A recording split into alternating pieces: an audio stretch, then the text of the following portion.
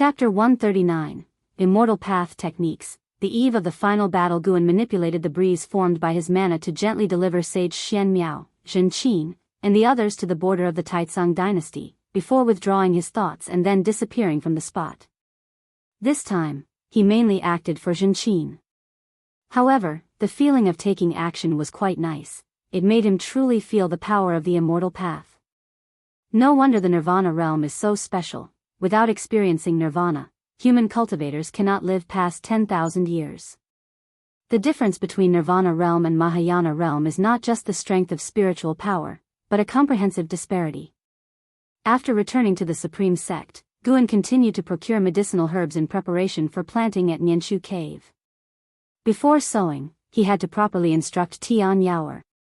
Now he already possessed some methods akin to immortals, no longer needing to teach Tian Yaoer hand by hand. He only needed to point his finger at her forehead to transmit a large amount of information into her mind. However, to conceal his strength, he decided to teach slowly. Anyway, he had plenty of time. On the other side, beside a large river, the disciples of the law enforcement hall looked at Sage Xianmiao with words stuck in their throats. They could hardly care about the joy of surviving the catastrophe. They were more worried about Sage Xianmiao being distressed. If not for saving them, how could Sage Xianmiao have ended up in such a state? Sage Xianmiao washed his face, stood up, and smiled at everyone, saying, "You don't need to worry about me. My cultivation was merely sealed by the mountain god for a year. Indeed, this was my ordeal due to my failure to keep my promise." The disciples all spoke up, taking the responsibility onto themselves, but Sage Xianmiao merely laughed freely. Having his cultivation suppressed to the Foundation establishment realm did not cause him any pain. On the contrary, he felt more exhilarated. Now he was completely convinced that the mountain god was a true immortal. The mountain god's methods made him feel incredulous and also very excited. The road of immortal cultivation can truly lead to success. Alright, everyone, now that we have returned to the Taizong dynasty, it is time to part ways. Remember, do not reveal the existence of the mountain god to anyone. Sage Xianmiao cupped his hands as he spoke. All the disciples hastily returned the salute and promised not to reveal it. Considering that even someone as strong as Sage Xianmiao had his cultivation sealed, how could they dare to provoke the mountain god? They shared the same feeling as Sage Xianmiao, one of excitement, for they had seen unprecedented hope. The path to immortality is vast. Whether there are immortals has always been a persistent debate in the immortal cultivation world. Having witnessed immortals, they would be more steadfast than others. Autumn passed, winter arrived, and snow gradually covered the mystic valley. Zhen Qin came back to visit him, telling him about the chaos outside. There are just too many people in the ephemera sect. Even with the combined forces of 9 dynasties, they can't kill them all, Zhen Qin sighed. She was only a Foundation establishment realm cultivator, and the situation she could see was limited. Guan often witnessed battles in the Mystic Heart realm. Now, great cultivators in the Mystic Heart realm were stationed all over the world.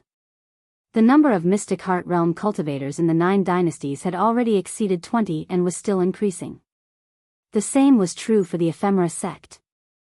The Mystic Heart realm was in a stalemate, causing the wars below to be deadlocked. This would be a protracted war lasting for years. Guan was not in a hurry. He was just waiting for that Mahayana realm cultivator to show up, and the moment he did, he would kill him. His divine sense could cover the entire 9 dynasties, but the main lineage of the ephemera sect was inside the 9 Nether Road, so he hadn't detected the Mahayana realm cultivator's whereabouts yet. He did not plan to go into the 9 Nether Road to capture him. He wanted to wait until the other party revealed himself so that news of his death could spread. At that time, the ephemera sect, leaderless, could only disperse. After Zhen Qin finished speaking, Guan poured her a cup of tea and asked with a smile, "Why do you seem so excited? Compared to before you left, your spirit state is completely different." Zhen Qin laughed and said, "Although there is killing everywhere outside, after this experience, I found greater motivation for cultivation. Master, I plan to go into seclusion next. Our batch of disciples has completed our mission, and the law enforcement hall allows us to rest next." Guan took out a few bottles of elixirs from his storage bag, handed them to her, and said, "Cultivate well. In the future, Master will rely on you." Zhenqin did not reject them. While accepting the elixirs, she laughed and said, "When I become an immortal, I will concoct an elixir of immortality for Master." Her spirited look made Guan want to laugh. Since the departure of Su Han and Yi Yan, Zhenqin often came to Mystic Valley, still treating it as her home. Guan never felt annoyed, he was always happy to see her. After Zhenqin left Mystic Valley, Guan began wandering inside, admiring his cultivation results. Time continued to pass. Although the immortal cultivation world was in chaos, the Supreme Sect was not attacked, and Guan's days in the sect were still leisurely. After the end of the year came the new year. That year's spring festival was not as lively as in previous years. Guan could only celebrate with the servant disciples. Until late at night, he quietly came to Nianshu Cave. He appeared on the grass, feeling the spiritual energy inside the cave. With a satisfied expression, he noted that the spirit gathering array he set up began to take effect. At that moment, Tian Yaoer came over excitedly and asked, "Master, did you bring meat?" Since Guan grilled meat for her last month, she completely fell in love with barbecue. Each time he came, she would ask if he brought meat. Nianshu Cave had no entrance, so Tian Yaoer couldn't get out, she could only cultivate and wait. "I brought it, but first, we need to plant. Based on your performance, I will decide how much meat you get to eat," Guan replied, making Tian Yaoer roll her eyes. Then, Guan began planting with Tian Yaoer, teaching her by example. After teaching once, Guan watched Tian Yaoer plant, which took half the night. Guan found that Tian Yaoer had a knack for planting. She might look daft, but she was meticulous and skillful.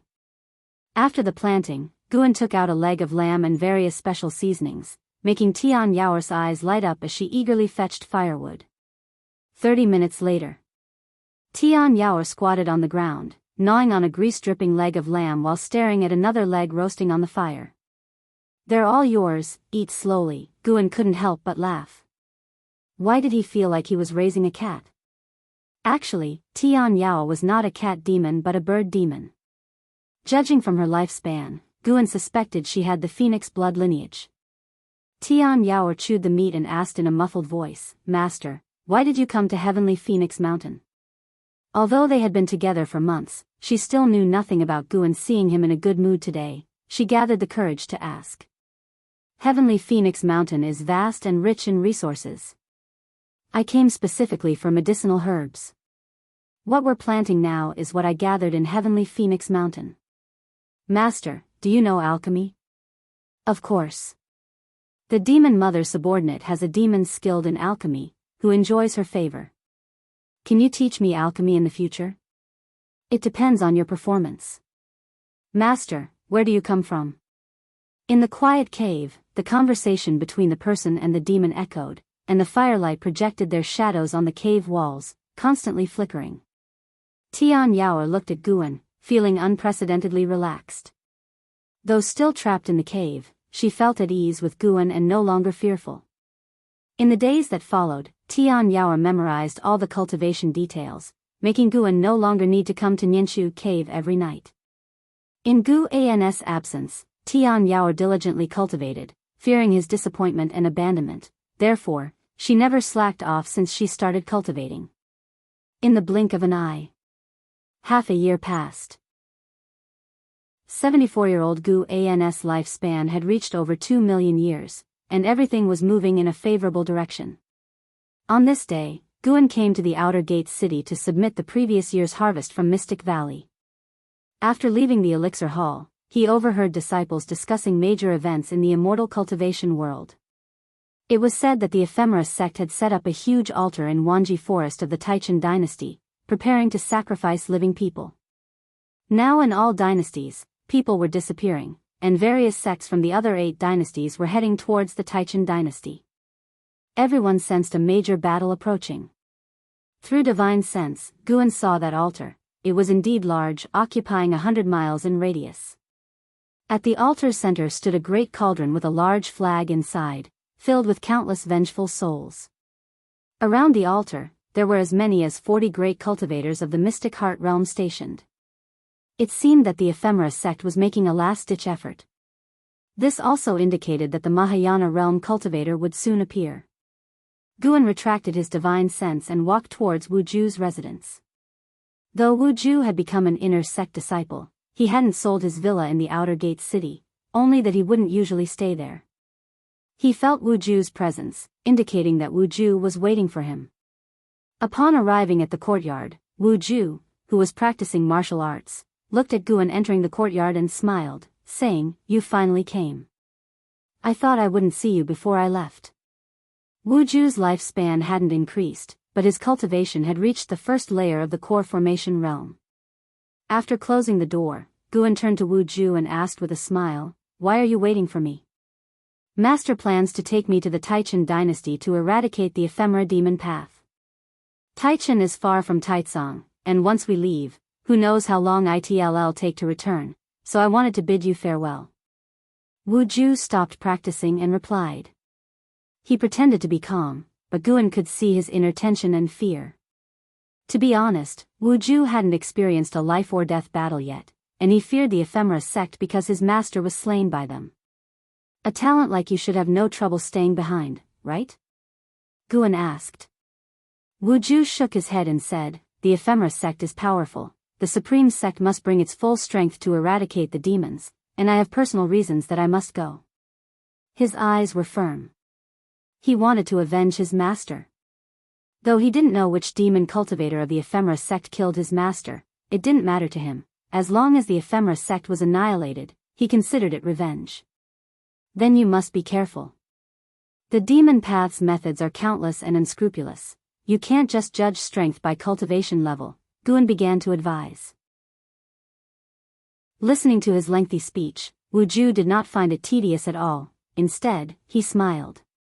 With such a brother, he had to go. If the ephemera sect's sacrifice succeeded, the demon cultivators would eventually invade the supreme sect, endangering Guan. Subsequently, Wu Ju began to talk about the scale of the supreme sect's expedition this time. The sect leader dispatched 1/3 of the inner sect disciples to Wanji Forest, illustrating the importance attached to this mission. None after saying goodbye to Wu Ju, in the following days, Guan could see many supreme sect disciples flying over the Third Medicine Valley and Mystic Valley. The supreme sect had started going to war. Guan stood on the balcony, looking into the distance. He could see the Wanji Forest erupting into battle, with the sects that had arrived first launching an offensive against the ephemera sect. Unfortunately, 40 Mystic Heart Realm great cultivators joined forces, becoming nearly invincible. Ultimately, the various dynasty cultivators returned defeated, waiting to gather more strength. Guan then looked towards the dustless wasteland, reoccupied by the ephemera sect. Continuous streams of ephemera sect cultivators flew out from the entrance of the 9 Nether Road, all heading toward the Taichen dynasty. The 9 dynasties comprised of Taizong, Great Yu, Qintang, Tianwei, Taichen, Hanlu, Great Zhao, Great Jiang, and Wuzhen. The Taichen dynasty was relatively weak, situated at the center of the 9 dynasties with a vast territory, now occupied by the ephemera sect. From a macro perspective, Guan saw that around the Taichen dynasty, cultivators were continuously heading to provide support, a very spectacular sight. As Guan watched, he couldn't help but feel his blood boil, wanting to join in the excitement. However, he needed to guard his Medicine Valley, as that was the most important task. Moreover, if he acted prematurely, that Mahayana cultivator might not show up. The opponent had been silent until now, making Guan believe they were definitely preparing something. The gigantic sacrificial platform in the Wanji Forest looked like a target to Guan. He suspected that the ephemera sect would sneak attack the supreme sect. Not only did he have this suspicion, but the supreme sect also showed caution, with a Mystic Heart Realm great cultivator currently guarding the sect, and it wasn't ancestor Xian Quan. A month later, the number of patrols in the cities of the supreme sect increased, with a tense atmosphere permeating the sect, even affecting the servant disciples in the Third Medicine Valley and Mystic Valley. As the chief disciple of Mystic Valley, Lu Jiujia began arranging disciples to take turns guarding the mountain tops around the Medicine Valley to prevent any demon cultivators from the ephemera sect from approaching. The third Medicine Valley was similarly vigilant, with deacons taking turns patrolling with their disciples. On this morning, in the third Medicine Valley, after morning exercises ended, Guan was walking towards his pavilion when he seemed to sense something, his expression changing slightly though he did not stop walking. Boom! A thunderous roar suddenly echoed across the sky, startling everyone in the valley, making them turn and look. From the direction of the inner sect, rolling thunderclouds appeared, sweeping towards the third Medicine Valley, seemingly ready to cover the entire sky. What was that sound just now? Could it be an attack from the ephemera sect? But isn't the ephemera sect in the Taichin dynasty? Since our supreme sect ranks among the top of the 9 dynasty sects, if we were destroyed, the morale of the 9 dynasties would certainly plummet. I hope it doesn't involve our Medicine Valley. Disciples gathered and began discussing. Guan also stopped in his tracks, standing by a wooden fence at the edge of a garden, looking into the distance, observing the battle in the sect's main city. The sect's main city was the largest city of the supreme sect. Inner sect disciples could enter the city but could not reside there, only the high-ranking individuals of the supreme sect lived there. At this moment, 2 Unification Realm great cultivators were fighting in the sect's main city. As their battle progressed, more cultivators joined in, eventually forming a large-scale melee.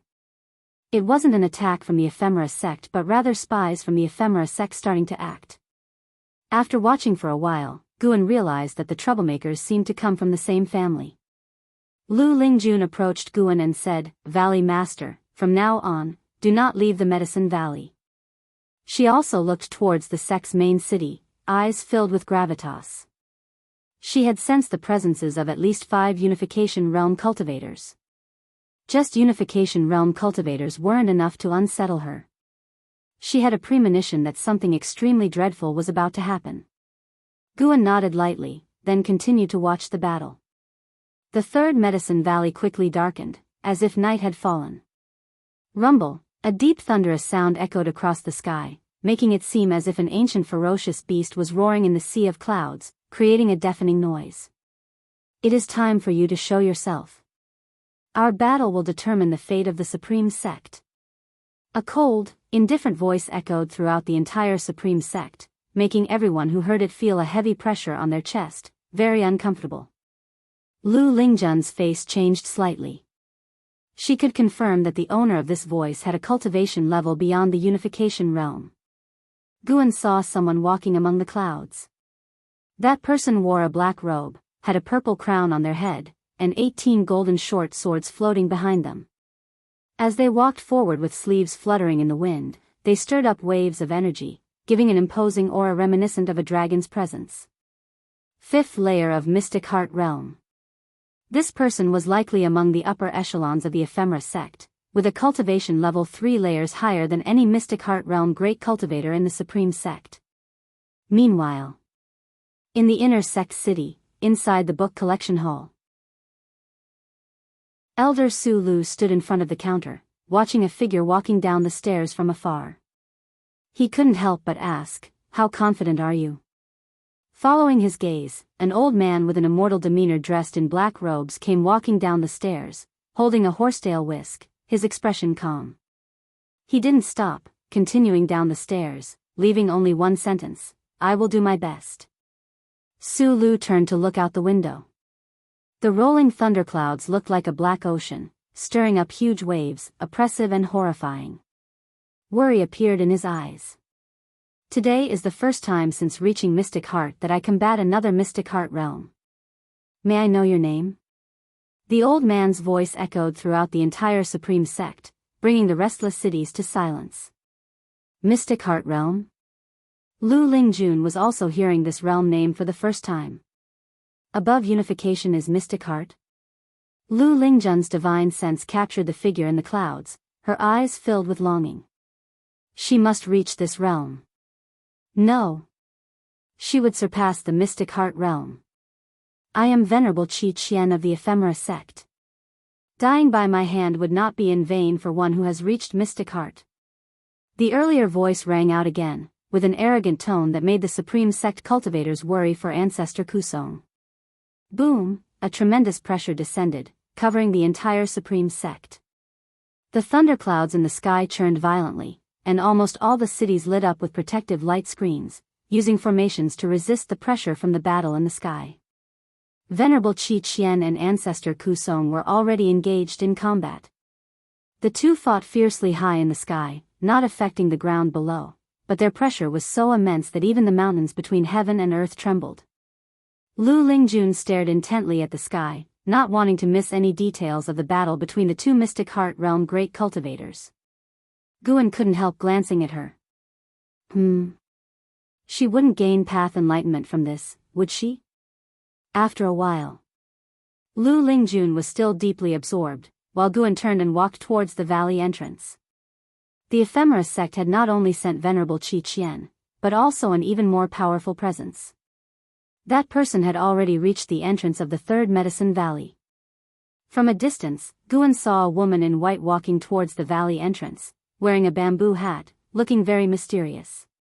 Her hands were placed in front of her lower abdomen, white as snow, with a dignified demeanor, as if she were a fairy descended to the mortal world. It was hard to associate her with the demon cultivators of the ephemera sect. Fairy by Xia, 9th layer of Mystic Heart Realm 2180/4900/6500, 9th layer of Mystic Heart Realm. This truly was an attempt to flatten the Supreme Sect in one fell swoop. Guan sighed inwardly and walked quickly. Soon, he stood before Fairy by Xia, cupping his hands in salute. The ephemera sect is causing chaos. May I ask what brings you here, senior? Fairy by Xia's bamboo hat was draped with a veil, her red lips faintly visible, likely painted with thick lipstick. This witch was very cautious, using some secret technique to make her cultivation appear at the first layer of the core formation realm. Little brother, the spiritual energy in this Medicine Valley is so abundant, your identity must not be simple. Tell me, who are you? Fairy by Xia's voice was melodious, captivating. Guan raised his hand and grabbed her wrist, saying, I am just an ordinary outer disciple of the Supreme Sect. Fairy by Xia laughed, her laughter filled with chill. She did not struggle against Gu An's grip and use sound transmission skill. It said that sword Venerable Fudao is only active within 1,000 miles. Little brother, if you have information about sword Venerable Fudao, I can spare your life. Guan had anticipated her using sound transmission skill, so he chose to listen to her finish. Gu An's expression turned serious. It seems you are indeed a demon cultivator. In an instant, Fairy by Xia felt a domineering and unparalleled force invade her body. Her face, hidden under the veil, turned pale with fear. She tried to shake off Gu An's hand but found she couldn't. Her wide, beautiful eyes were filled with disbelief. More terrifying was that she couldn't speak or let her primordial spirit emerge. She had never experienced such a horrifying feeling. Her cultivation realm rapidly dropped, her primordial spirit being pressed deep into her soul. Her cultivation fell to the first layer of the core formation realm, matching her outward appearance. Impossible, Fairy by Xia was nearly in despair. The opponent's might and the drop in her cultivation left her utterly irrational. In her desperate gaze, Guan took out a pearl. The 1,000 Shadow Pearl given to him by L.V. Badian. With his left hand still holding Fairy by Xia's wrist, Guan pressed the 1,000 Shadow Pearl onto her abdomen with his right hand. Demon Cultivator. Take this. Guan shouted, and with a loud boom, the 1,000 Shadow Pearl burst into dazzling light. Spears of strength energy exploded, turning Fairy by Xia into a bloody corpse, covering Guan in blood. The 1,000 Shadow Pearl couldn't kill a Mystic Heart Realm cultivator. Before using the pearl, Guan had forced her soul to scatter with mana, causing instant death. His shout attracted the attention of many servant disciples. Lu Lingjun suddenly appeared in front of Guan. Seeing him covered in blood, she frowned and asked, Are you all right? Why didn't you call me just now? Guan pretended to be terrified. I thought it was an inner sect disciple. It turned out she was a demon cultivator from the ephemera sect. Quickly destroy the body to avoid future trouble from the ephemera sect. He was trembling as he held the 1,000 shadow pearl. Killing Fairy by Xia granted him an additional 495 years of lifespan, not bad. Lu Lingjun, looking at the terrified Guan, immediately cast a spell to burn Fairy by Xia's body with spiritual fire. The residual mana in Bai Xia's body aided the burning, quickly reducing the body to ashes. Lu Lingjun couldn't detect the Nirvana realm's mana. These were vastly different powers. But she could confirm that the opponent indeed had the cultivation of the first layer of the core formation realm. Watching the ashes, Guan sighed with relief, muttering, "It's a pity she didn't have a storage bag or storage ring." Lu Lingjun retorted, "You don't seem too scared, considering you look so timid. You are a golden list genius, and an initial core formation realm demon cultivator scared you like this." She began to reflect on the insights she gained from witnessing the battle earlier. She seemed to have grasped something. The mystic heart realm was indeed fascinating. The gap between the 9th layer of unification realm and the mystic heart realm was unimaginable. She suddenly felt that only by achieving the mystic heart realm, one can be considered a truly powerful cultivator. Chapter 141, Sword cultivators must always be calm. Looking at Lu Lingjun falling into silence once again, Guan could feel that she had grasped the opportunity for a breakthrough. It was obvious that Lu Lingjun had been stuck at the 9th layer of the unification realm for a long time, and her spiritual power was no longer able to grow.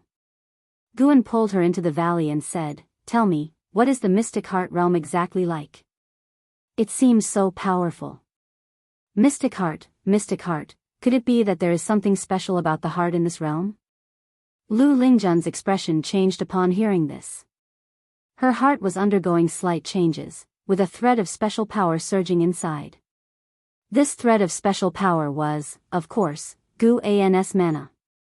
However, he used it so skillfully, and the gap between their realms was so vast, that Lu Lingjun couldn't detect it was his power. Instead, she thought she was about to undergo a transformation. This thread of mana circled inside Lu Lingjun's heart and then returned to Guan's body, giving Lu Lingjun a fleeting sense of loss. At this time, other disciples in the valley gathered around, asking about the background of the female demon cultivator from earlier. Covered in blood, Guan gave a few brief answers before going back to the pavilion to wash himself. Lu Lingjun returned to the wooden fence, looked up at the thunderclouds, and continued to watch the battle. For the third Medicine Valley, Fairy by Xia was just a small episode. Even the servant disciples didn't pay much attention, not realizing that the deceased female demon cultivator's cultivation level surpassed all others in the 9 dynasties. Apart from Guan, she had the highest cultivation. Taichen Dynasty, Wanji Forest. Flags stood along the edges of the forest, enclosing a 100-mile radius area. Trenches carved out the ground, forming a labyrinth of rune paths when seen from above. This was the ephemera sect's foundational formation, the 6-path Mahayana array. At the center of the formation, 7 black-robed figures sat in a circle, all meditating. They were all in the mystic heart realm, and above the 5th layer of the mystic heart realm, making them the top 7 among the ephemera sect's 100 esteemed elders. One of the elderly women opened her eyes and said, "There are signs of a mystic heart realm battle in the direction of the supreme sect. It seems Vice Sect Hierarch and Venerable Qi Qian have started their actions. I wonder if Sword Venerable Fudao will make a move." Upon hearing this, the other 6 people opened their eyes. The Supreme Sect is in grave danger. Sword Venerable Fudao will definitely make a move. They say Sword Venerable Fudao's cultivation is at least at the 8th floor of the Mystic Heart realm. I wonder if it's true. No matter what, with the Vice Sect Hierarch making a move, the Supreme Sect can only rely on Sword Venerable Fudao. We indeed underestimated the sects of this land. Though it appears barren and backward, it can call upon so many Mystic Heart realm cultivators. Having stood for thousands of years, eventually someone will reach the Mystic Heart realm. The ephemera sect's top 7 conversed casually, speaking as if the fate of the Supreme Sect was already sealed. At the same time, thousands of miles away, amidst the mountains, the cultivators of the Supreme Sect were stationed. Disciples were monitoring each mountain peak within 1,000 miles around. In a temporary hall within the main camp, LV Badian, ancestor Xian Quan, and dozens of high-ranking members of the Supreme Sect gathered. And Hao and Wu Ju were also present. And Hao stood next to LV Badian, while Wu Ju stood behind Zhou Yu from the venerable pavilion. LV Badian sat there in a domineering manner, looking less like a righteous path sect leader and more like a demon lord. With a sullen face, he asked, "What does this mean? Does the Sainthood sect want to be the alliance hierarch?" Ji Chen from the Ji family said helplessly, "Indeed. The number of sects from the 9 dynasties has exceeded 40, and doing things recklessly would rather entangle us.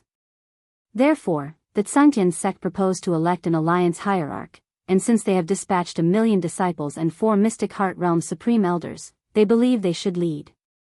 For Mystic Heart Realms, truly terrifying. It should be known that before the Ephemera sect's disaster, the Unification Realm was the highest realm in the 9 dynasties. Little did anyone expect that when the 9 dynasties catastrophe arrived, the Sainthoud sect could summon 4 Mystic Heart Realm supreme elders. Not every supporting sect sent Mystic Heart Realms. This was the dispatch array for battle. The Sainthoud sect no doubt had other Mystic Heart Realm great cultivators stationed, just like the Supreme Sect. The Supreme Sect could only send 1 Mystic Heart Realm Supreme Elder. Compared in strength, the Supreme Sect really couldn't be compared to the Sainthoud Sect. Ji Chen's words cast a silence over the hall. Many elders wanted to rebut but had no rebuttal. The Ji family, Zhou family, and Gu family were the 3 major families of the Taizong dynasty.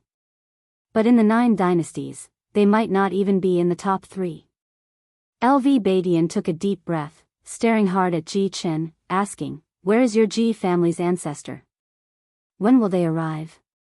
Ji Chen replied, "They should arrive within these few days, but only one could be found."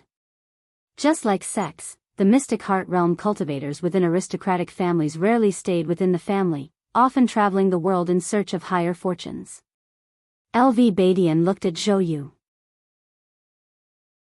Zhou Yu immediately said, "The elders of our family are preoccupied, but the patriarch is trying their best to persuade them. We should be able to secure 1 Mystic Heart Realm within a month." LV Badian frowned, feeling quite displeased, as one of the 4 Sainthoud sect's Mystic Heart Realms bore the Zhou name. He then shifted his gaze to Gu Gua from the venerable pavilion. Gu Gua, calm and composed, said, "I can't say for sure. The elders of my clan have quirky temperaments. We can't be certain how many will come, but we will definitely contribute. Our Gu family has always been duty-bound to the 9 dynasties." LV Badian chuckled. Watching this scene, and Hao was secretly amazed. It was his first encounter with the influence of the 3 major families. As strong as the sect leader was, even he had to speak politely. LV Badian was overbearing in nature but showed restraint depending on who he was dealing with.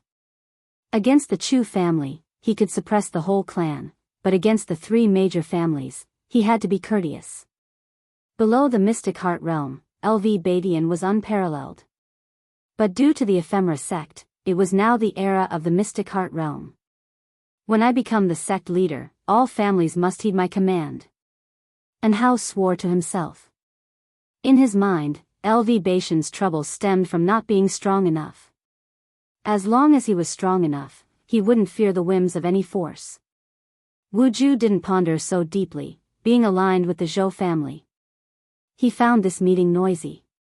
Without eliminating the Ephemera sect sooner, the Supreme Sect's danger only increased. At this moment, an elder hurried into the hall, holding a jade scroll, and quickly said, "The sect is under attack by the Ephemera sect's Mystic Heart Realm." This statement caused an uproar, and Hao frowned, thinking of his sister and Xian. Wu Ju clenched his fist, thinking of Gu, and LV Badian asked, "How many Mystic Heart Realms?" 1. So far, that's the information. Then it's fine. Even if Ancestor Kusong is not a match, there's still Sword Venerable Fudao. LV Badian smiled, his words easing the tense atmosphere. A female elder couldn't help but mutter, "Will Sword Venerable Fudao really make a move?" Although Sword Venerable Fudao had helped the Supreme Sect several times, his mysterious identity still left many unsure if he indeed belonged to the Supreme Sect. especially when the sect's safety was at stake. The Supreme Sect. Under the rolling thunderclouds, Venerable Qi Qian and Ancestor Kusong were still in fierce combat. Each wielded their magic artifacts, constantly casting spells, creating massive shockwaves that caused the thunderclouds to roil violently. At this moment, Venerable Qi Qian was filled with confusion. Why hasn't the Vice Sect Hierarch made a move yet? Although his cultivation was higher than Ancestor Kusong's, both being in the Mystic Heart realm, it was difficult to eliminate Ancestor Kusong. He also had to guard against Sword Venerable Fudeo's intervention. As time passed, his confidence gradually gave way to worry. What are you waiting for? Ancestor Kusong waved his horsetail whisk, boundless spiritual power condensing into thousands of green beams, attacking Venerable Qi Qian along different trajectories, spanning miles, forcing Venerable Qi Qian to dodge. This first battle of the Mystic Heart realm was strenuous for Ancestor Kusong, but he could see that the opponent was wary of others, making it hard for him to focus on the battle. Ancestor Kusong thought of the mysterious sword Venerable Fudao. Venerable Qi Qian didn't respond. He suddenly shifted direction, heading towards an outer gate city. Ancestor Kusong followed closely behind. On the other side, in the Third Medicine Valley, Guan changed into a fresh robe and then went downstairs to join Lu Lingjun. Lu Lingjun had once again entered a state of path enlightenment. Her right hand rested on the wooden railing, and seeing this, Guan also placed his hand on the railing. Even though he was in the Nirvana realm, Guan couldn't change the fate of others. But for someone like Lu Lingjun, who already had one foot in the Mystic Heart realm, he could lend a hand, helping her break through sooner. Guided by his mana, Lu Lingjun's spiritual power flowed into her heart, causing nature's spiritual energy to pour silently into her body. At this moment, Guan sensed something, looked up, and frowned, a flash of displeasure in his eyes. Venerable Qi Qian was approaching the Third Medicine Valley, more precisely the Outer Gate City. Where is Sword Venerable Fudao? If you don't act soon, your comrades will die in your sect. Venerable Qi Qian's voice echoed, filled with murderous intent, reaching the ears of the million disciples of the Supreme Sect. At the edge of the heavenly repair platform, Yilan and a group of law enforcement hall disciples guarded a corner. She looked up, seeing the roiling thunderclouds, feeling a heavy pressure. She could sense Venerable Qi Qian approaching, and the oppressive aura grew stronger. She clenched the white spirit sword in her hand. Thousands of cultivators were on the heavenly repair platform, but only a few remained calm and meditative. Mad swordsman Han Ming had long since returned to the dynasty. Zhuo Lin stood beside his father, Zhuo Yijian, nervously asking, "Father, are we not leaving yet?" Zhuo Yijian held the investiture of the gods, calmly saying, "Where can we go?" "But, trust Sword Venerable Fudao." Listening to his father's words, Zhuo Lin wanted to curse, "You trust the investiture of the gods." He really wanted to tear apart the investiture of the gods in Zhuo Yijian's hands. Far in the Third Medicine Valley, Guan had already used divine sense to cover the Outer Gate City, locking onto someone. "It's decided, it will be you." Zhuo Yijian seemed to sense Zhuo Lin's anger. He turned to the next page, saying, "Son, when faced with matters, don't rush. A sword cultivator must always be composed." At that moment, the treasure sword placed beside him began to tremble violently, catching his attention. A vast sword intent leaked from the sword, causing Zhuo Yijian to be moved. "This is..." Zhuo Yijian trembled with excitement, forgetting the words he wanted to say to his son. Chapter 142 Valley Master touches your hand, is that not okay? When Zhuo Yijian trembled, Zhuo Lin also noticed the unusual movement of his treasure sword. The vast sword intent made the scabbard shake violently. Under Zhuo Lin's shocked gaze, the scabbard, along with the sword, floated up. Zhuo Yijian stood up, staring at his sword, believing he hadn't perceived it wrongly. This was Sword Venerable Fudeo's sword intent. On the heavenly repair platform, more and more people felt the sword intent of Sword Venerable Fudao, including Yilan. She turned her head, looking far towards Zhuo Yijian's direction with a look of astonishment. Boom! Suddenly, the thunderclouds burst open, and the outer city instantly brightened. A violent wind descended from the sky, causing the buildings in the city to tremble. Outer disciples and servant disciples with low cultivation levels were pressed to the ground, everyone struggling to lift their heads to see. A huge hole appeared in the thunderclouds above the outer city, with a diameter reaching tens of miles. The thunderclouds failed to reform, and under the sunlight, Venerable Qi Qian and Ancestor Kusong were engaged in a fierce battle.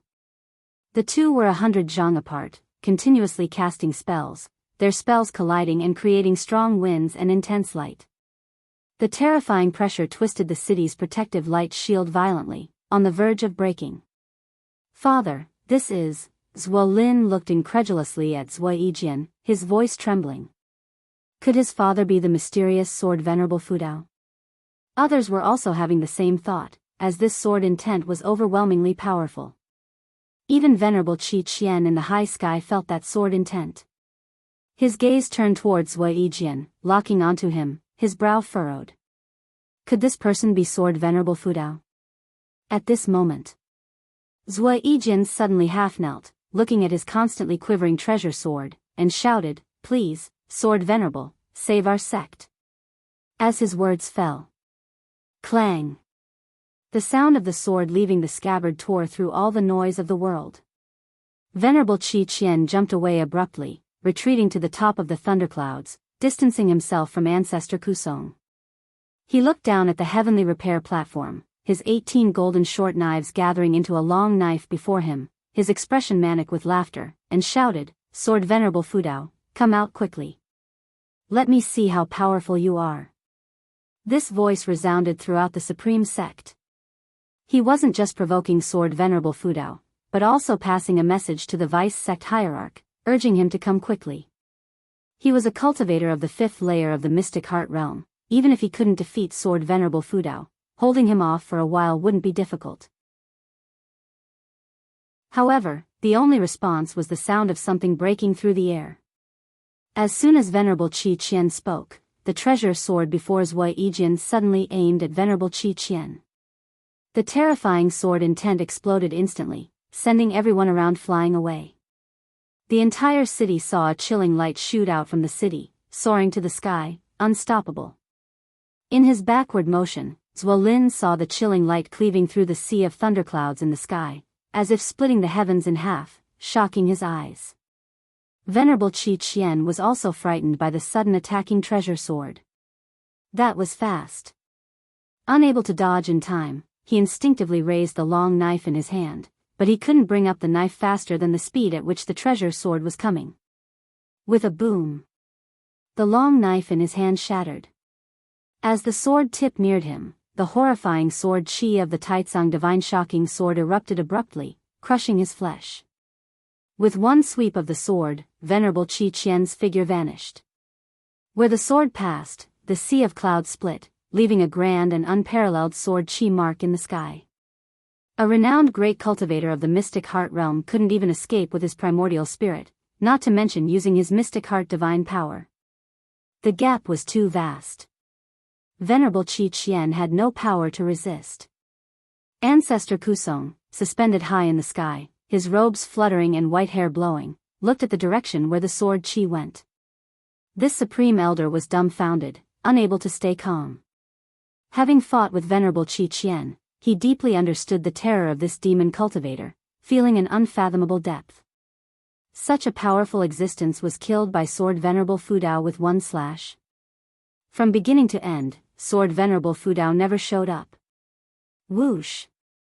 The sound of something breaking through the air came again, and the treasure sword flew back from the horizon, drawing a perfect arc in the sky, finally falling into the heavenly repair platform. Clang! The sword blade plunged into the platform, sparks flying, the sword body shaking violently, creating afterimages. Laying on the ground, Zhuo Yijian looked at his treasure sword, unable to close his mouth. The entire city was silent. Far away in the 3rd Medicine Valley, Gu An's lips curled up, the lifespan-stealing prompt appearing before his eyes, proving Venerable Qi Qian was indeed dead. Guan turned his head towards the main city of the sect, where the battle was still ongoing, but he had no intention to intervene. He had already acted twice today, one more, thrice makes it noteworthy. The supreme sect also needed its tribulation crossing. Soon, thunderous cheers erupted in the outer city. Even the servant disciples in the third Medicine Valley could hear it. Though they couldn't make out what was being shouted, they were all very nervous. Guan stayed beside Lu Lingjun, fearing other disciples would interrupt her path enlightenment. In the outer city, more and more people rushed up to the heavenly repair platform. Ancestor Kusong descended from the sky, falling in the center of the crowd, right in front of Zhuai Yijin. At this moment, Zhuai Yijin was tightly gripping his sword, unwilling to sheath it, let alone hand it over to anyone. "Junior, can you let me see this sword?" Ancestor Kusong smiled warmly as he asked. Zhuai Yijin looked at him as if guarding against a thief, not agreeing. "Wait, the sword intent below us is strengthening." A sudden cry from an old man made everyone look down, seeing the flowing sword intent in the characters of Righteous Path. Just now, as the sword fell, Gu An's sword intent had passed into these two characters, enhancing the sword intent within, amplifying sword Venerable Fudeo's deterrence. Ancestor Kusong turned and looked at the two words of Righteous Path, feeling the flowing sword intent within. He slowly closed his eyes. Zhuai Yijin turned to leave, retreating, sending a message to Zhuolin, saying, "Liner, go retrieve my investiture of the gods." Far away, Yilan stood at the edge of the heavenly repair platform, surrounded by disciples of the Hall of Law Enforcement who discussed the power of sword Venerable Fudao excitedly. She, however, thought of Guan. With such a powerful backing, her senior brother should be very safe, right? The sun set and the moon rose, and after the moon set, a new day dawned. After a full day and night, the battle in the main city of the sect finally came to an end. In the morning, after morning exercises, Guan and Xiaochuan guarded Lu Lingjun on either side. Leaning against the wooden fence, Xiaochuan stood 5 steps away from Lu Lingjun, curiously asking, "Senior brother, what is she doing?" Lu Lingjun's anomaly had been noticed by all disciples. Guan forbade anyone from disturbing her, thus she managed to stay undisturbed for an entire night. Guan speculated, she might be practicing some kind of miracle skill. She's a great cultivator, her realm is beyond our guessing. What kind of cultivation technique can keep her motionless all night? Xiaochuan asked, puzzled. It's not a cultivation technique, it's just that I've understood. Lu Lingjun suddenly said. Xiaochuan was stunned, taking a few steps back. Lu Lingjun didn't look at him but glanced at Guan. Guan also stepped back, signaling Xiaochuan with his eyes, and Xiaochuan immediately slipped away. Guan concernedly asked, "Are you all right?" "I'm fine, thank you for staying by my side." Lu Lingjun replied calmly. Guan pretended to be relieved, then said, "You should rest, standing for a day must be tiring." I suddenly remembered, did you hold my hand when we returned yesterday? Lu Lingjun stepped forward and asked. She had been immersed in the recollection of her path enlightenment and hadn't shrugged off Gu An's hand, which seemed absurd to her on reflection. Guan coughed awkwardly, saying, "I was scared at the time, don't mind it. I've never had a man hold my hand before." Lu Lingjun said, staring at Guan. "Haha. Do you think I believe that? Living for 2,000 years, trying to play ghost stories with me?" Gu An's face turned stern, he said seriously, "What? The Valley Master can't feel your hand?" He had saved her 100 years of detours, what was holding her hand worth? Lu Lingjun smiled, her smile carrying deeper implications. She said, "All right, from now on, you are mine then." She didn't wait for Gu An's reply and turned to leave. Guan froze briefly, quickly catching up, saying, "Ms. Lu, I was joking, don't take it to heart. After a while, I will talk to the sect leader and have him transfer you out." Too late. Lu Lingjun pushed Guan aside, continuing forward. Guan said to himself, this was bad, he got tricked. "By the way, I plan to cross the tribulation above the Medicine Valley, what do you think?" Lu Lingjun's voice trailed as she stopped and faced away from Guan. Guan frowned, asking, "Crossing the tribulation requires a lot of preparation. Why not wait for the sect leader to return?" I'll ask him to take you to the tribulation area. I can't wait. With your strong ties in the Supreme Sect, if anyone comes, you speak for me. Don't worry, I won't affect the medicinal herbs in the valley. With that, she leapt up, flying thousands of feet high. A green lotus flew out from her sleeve, rapidly expanding. She stepped into the lotus and sat down. This scene made the servant disciples exclaim.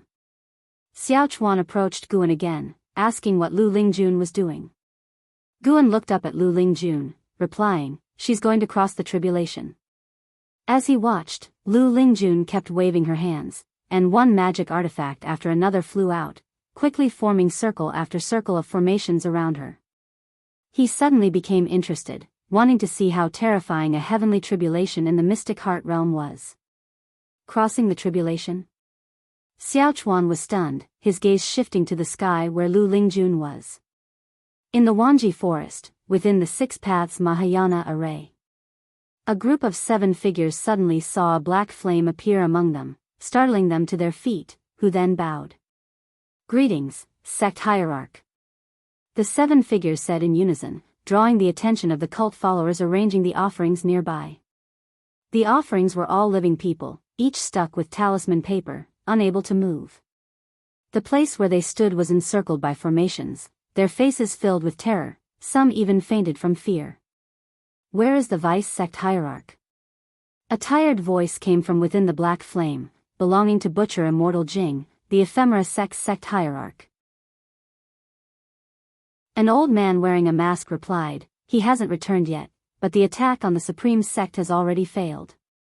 We lost 70% of our spies in the Supreme Sect. According to the messages we received, Venerable Qi Qian was killed by Sword Venerable Fudao with one strike. But the vice sect hierarch has not shown up, it's unclear where he went." His tone grew heavy when mentioning this. Chapter 143. Are you really Panon? The masked elder's voice fell, and the floating black flame halted. The other 6 all lowered their heads, their expressions fluctuating between dark and light. After the battle with the Supreme Sect, their dread of the Sword Venerable Fudao reached a new height.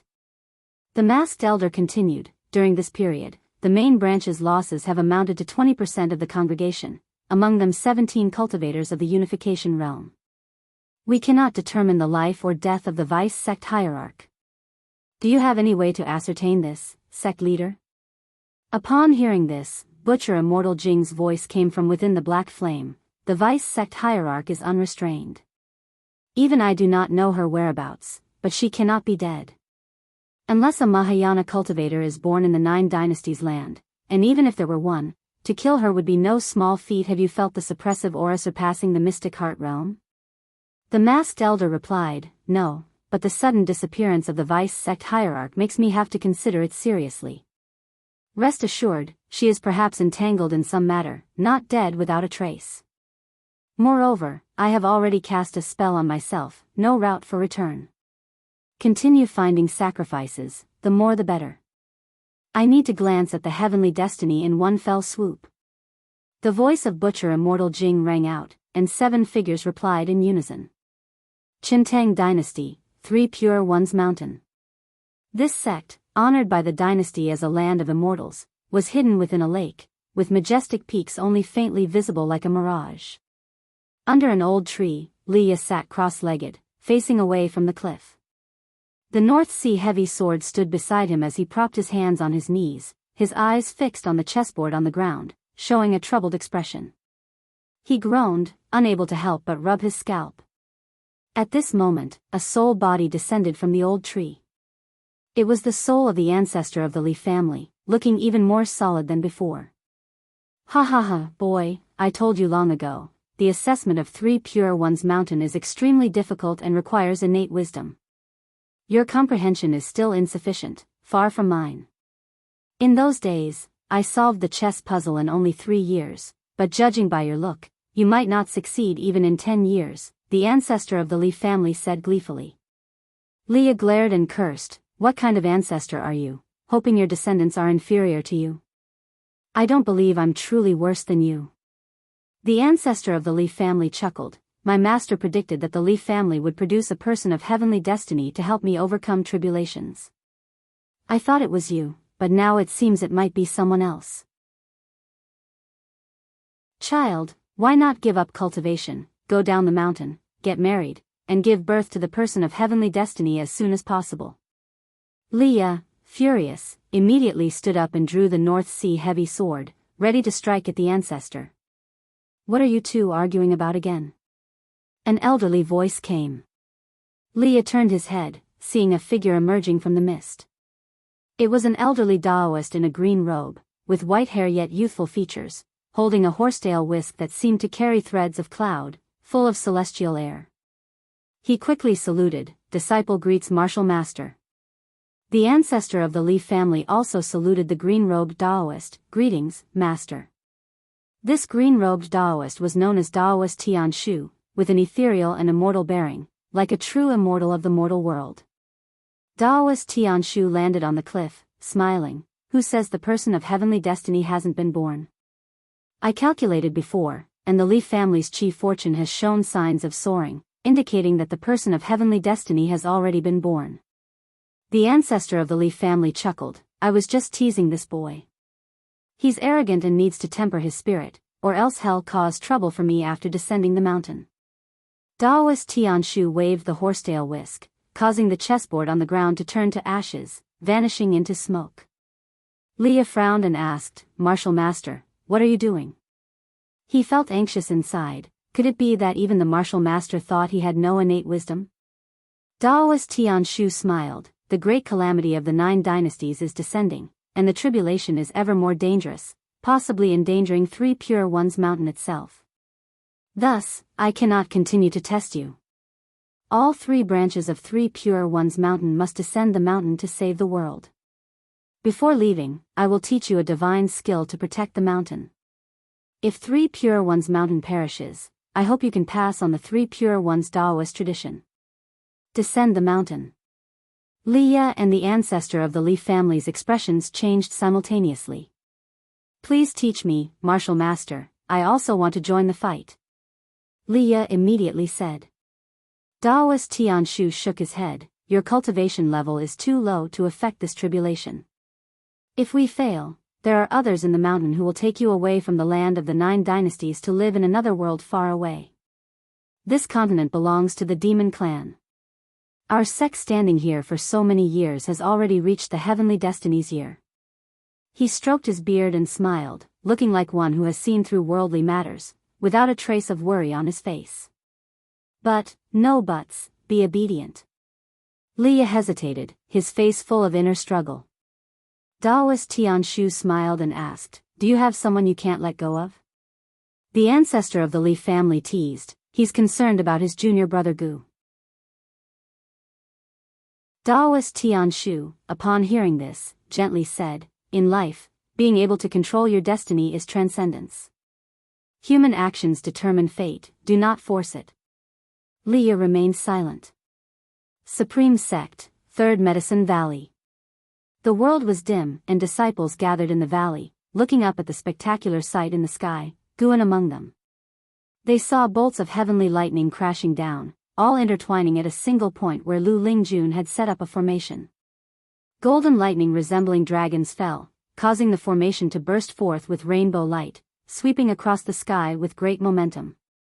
At a distance, on the mountain peak surrounding the 3rd Medicine Valley, many Supreme Sect cultivators stood, ranging from cultivators to elders, with their cultivation levels at least at the core formation realm, watching Lu Lingjun's lightning tribulation and discussing. The range of the lightning tribulation extended over 100 miles, with red light emanating from the thundercloud region, looking like a heavenly eye. In front of this heavenly eye, the 3rd Medicine Valley seemed insignificant. Fortunately, the heavenly lightning focused solely on Lu Lingjun, otherwise the valley would have faced catastrophic destruction. Gu Zong stood beside Guan, sighing, "The mystic heart realm is indeed ineffable. Just witnessing the tribulation fills me with endless thoughts." Lu Lingjun's tribulation had lasted 3 days, with the divine might being most terrifying yesterday but weakening today.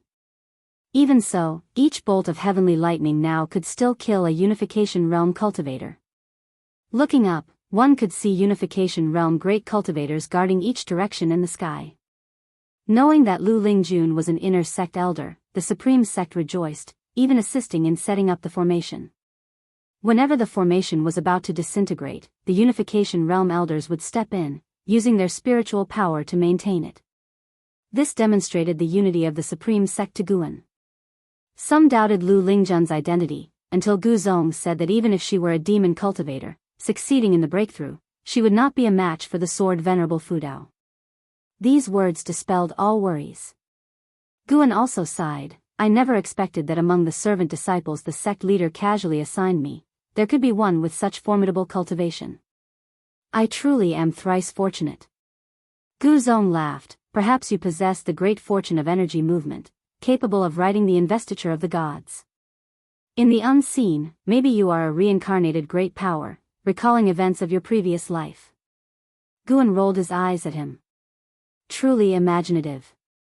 I indeed have a past life. In my past life, I am a descendant of Yan and Huang. Gu Zong's words were just for humor, but he was also very curious about how such a powerful mystic heart realm cultivator could emerge from Guan's Medicine Valley. Immortal cultivators believed in chi fortune. The greater the mystical cultivation, the more they believed. Gu Zong considered the Shenzhou scriptures that Guan had given to 10 talented disciples earlier and wondered if he should also cultivate his mind. Guan returned his attention to Lu Lingjun. Her mystic heart was already formed, marking a successful breakthrough, with her cultivation set to soar. He sighed inwardly. Tribulation crossing is truly difficult.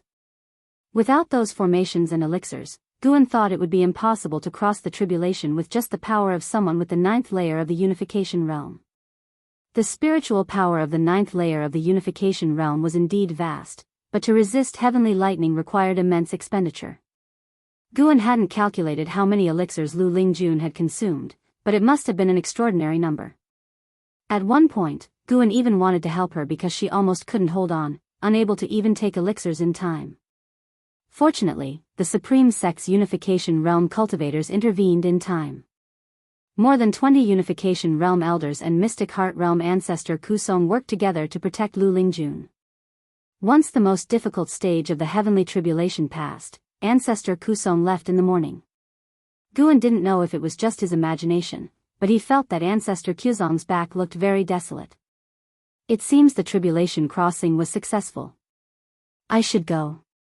After her cultivation stabilizes, be sure to build a good relationship with her and try to keep her in the Medicine Valley. Well, make further arrangements when the sect leader returns, Gu Zong said before leaving. He flew into the sky, transmitting a few messages to the other Unification Realm elders before leaving. Even though Gu Zong was only in the Void Crossing Realm, his status was extremely high. Firstly, he had the backing of the Gu family, and secondly, he held the power of managing the sect, which had delayed his own cultivation. Reaching the Unification Realm, almost all such cultivators detached themselves from mundane affairs, usually in seclusion for cultivation, avoiding sect management matters. Guan looked not far away where Shenzhen was painting a portrait of Lu Lingjun's tribulation crossing. What recklessness! Even daring to offend a great Mystic Heart Realm cultivator. 2 days later, as the thunder tribulation completely faded, Lu Lingjun successfully crossed it, formally stepping into the Mystic Heart Realm. After retracting the formation, many of the Supreme Sect's Unification Realm great cultivators swarmed around her, exchanging pleasantries. For the assistance she received, Lu Lingjun was equally grateful, maintaining a humble demeanor that pleased the great cultivators. They were all very excited. The Supreme Sect had gained a new Mystic Heart Realm cultivator. Especially at this crucial time. Heaven truly favored the Supreme Sect. After a long time, Lu Lingjun finally broke free from their compliments and flew towards the Medicine Valley, coincidentally seeing Guan being pestered by Shenzhen. Upon seeing Lu Lingjun descend, Shenzhen immediately stored her painting paper into her storage bag. Lu Lingjun landed in front of them, looking at Shenzhen. Were you painting my tribulation crossing earlier? Guan quickly said, this is the holy daughter of the Dao Tian sect, Shenzhen. She meant no offense, she was in awe of your strength. The emphasis was on the Dao Tian sect.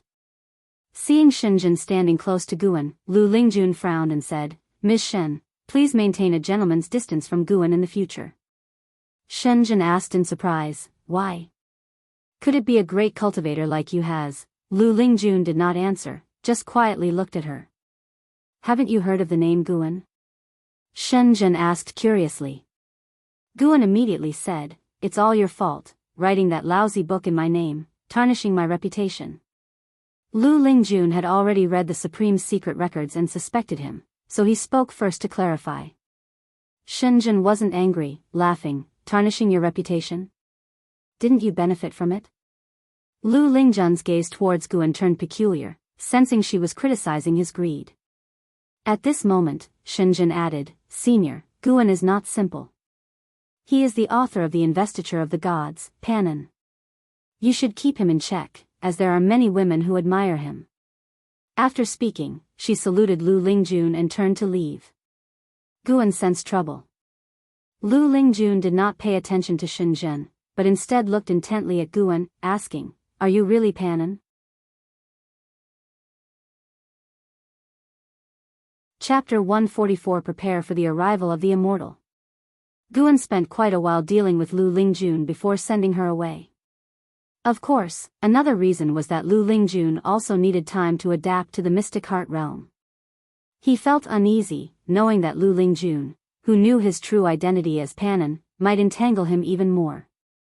He remembered that Lu Lingjun loved reading Investiture of the Gods when she had nothing else to do. In the days that followed, Lu Lingjun's name spread throughout the Supreme Sect, invigorating all the disciples. The 3 words, Mystic Heart Realm, were enough to boost the morale of the entire sect. The news quickly reached the Taichen dynasty. All the cultivators in the Supreme Sect's main stronghold were very excited upon hearing this. During this time, they deeply realized the terror of the Mystic Heart Realm. It was no exaggeration to say that the only factor determining the outcome of the battlefield now was the Mystic Heart Realm. No matter how many Unification Realm cultivators there were, they couldn't match up to the Mystic Heart Realm. LV Badian was very pleased, explaining that he had personally recruited Lu Lingjun into the Supreme Sect. This also reassured those higher-ups who felt unfamiliar with Lu Lingjun. A mysterious great cultivator of Mystic Heart Realm suddenly appearing, especially at this critical moment, naturally aroused suspicion among the authorities. They began to request LV Badian to summon Lu Lingjun to join the battle. Solely relying on ancestor Xian Quan was too weak an involvement for the Supreme Sect in this war. Within the 9 Dynasties alliance, they hardly had any significant voice. It was an incredible humiliation for the Supreme Sect, which had just held a Golden List competition. LV Badian temporarily suppressed these requests, wanting to leave Lu Lingjun time to consolidate her cultivation level. Later, under the leadership of the Zhangtian sect, the 9 Dynasties sects occasionally launched attacks on Wanji Forest. Great cultivators charged in, middle-level cultivators tried to rescue captured prisoners, and lower-level cultivators handled supply and logistics tasks. No matter how hard the 9 Dynasties sects tried to break through, they could not penetrate the Mahayana array of the Ephemera sect. News kept spreading, making more and more people in the world realize that the great calamity of the 9 Dynasties had arrived, a crisis that concerned all of humanity. Autumn arrived. Lu Lingjun had been in seclusion for a month, and during this time, Guan did not disturb her. Guan still traveled back and forth to various medicine valleys. Now, Ninshu Cave had also entered a smooth track, and Tian Yao did things more and more to his satisfaction. He hadn't gone to Ninshu Cave for 6 days. On this day, Gu Zong came to visit Guan. He asked Guan to convey to Lu Lingjun that she should head to Wanji Forest to provide support as soon as she came out of seclusion. Guan agreed. The battlefield in Wanji Forest was becoming even more severe. Using his divine sense, Guan saw that Wanji Forest was still in the midst of a great battle. Tens of thousands of cultivators were arrayed in every direction, shaking the heavens and the earth, causing the entire Taichen dynasty's spiritual energy to surge toward Wanji Forest. It was extremely tragic. Guan watched for a while before withdrawing his divine sense. The number of sacrificial offerings continued to increase, most likely prepared for that Mahayana cultivator. The death of Fairy by Xia didn't seem to have affected that Mahayana cultivator's plan. Guan continued his inspection of the third medicine valley. Until evening, Lu Lingjun walked out of her courtyard and came to the pavilion to visit Guan. Guan conveyed Gu Zong's request. It was up to Lu Lingjun to decide whether to go or not. As a mystic heart realm cultivator, no one could control her. I heard about it earlier. I will depart shortly. Lu Lingjun nodded, her expression cold and aloof, perhaps revealing her true self. She was the strongest cultivator in the lower realm. No longer hiding her cultivation, she didn't disguise her nature anymore either. Guan looked at her, wondering why she hadn't left yet. Lu Lingjun stared at him and said, I can sense many mystic heart realm auras in Wanji Forest, and there's even one that makes my heart palpitate. This journey likely holds great danger. Her eyes were beautiful yet deeply profound from years of experience, fixing on Guan in a way that made him inexplicably guilty. Guan responded, do what you can. If you can't turn the tide, then protect yourself. Lu Lingjun smiled and said, naturally, I won't sacrifice myself for the supreme sect. However, I am about to join such a dangerous war. Do you have anything you want to say to me? Guan cleared his throat and said seriously, Ms. Lu, the previous time I held your hand was unintentional. Don't overthink it. As for matters of love, they can't be decided lightly. Two people need mutual affection to commit for life, not just a brief touch. And, to be honest with you, I didn't write Investiture of the Gods. I just heard it from a Daoist named Su Zhonglin. Lu Lingjun laughed and said, if it was really someone else, how could you bask in this false reputation for decades? Guan was at a loss for words. He couldn't exactly say the original author wasn't from this world. Actually, it doesn't matter whether you wrote Investiture of the Gods. After being with you for so many years, I know your nature is indeed good. Although greedy, it was always consensual. You always treat people politely, neither humble to those above nor arrogant to those below. Lu Lingjun began to praise Guan, making him feel a bit euphoric. Was I really this good? Lu Lingjun turned her tone and said, you are excellent in every aspect except your cultivation level. If you want to be my Daoist friend, first cultivate to the void crossing realm. Before that, I will keep an eye on you. Once you reach the void crossing realm, I have an untested cultivation technique we can practice together. Practice together? Guan suddenly thought of some scenes in the Supreme Secret Records, and a surge of heat rose in his heart. Something's off. Trying to destroy my Daoist heart? Guan looked at Lu Lingjun again, feeling that her smile was so sinister. A 2,000-year-old woman wanting to lure this 70-year-old youngster? Then you better give up. I won't reach the void crossing realm for the rest of my life, Guan said seriously.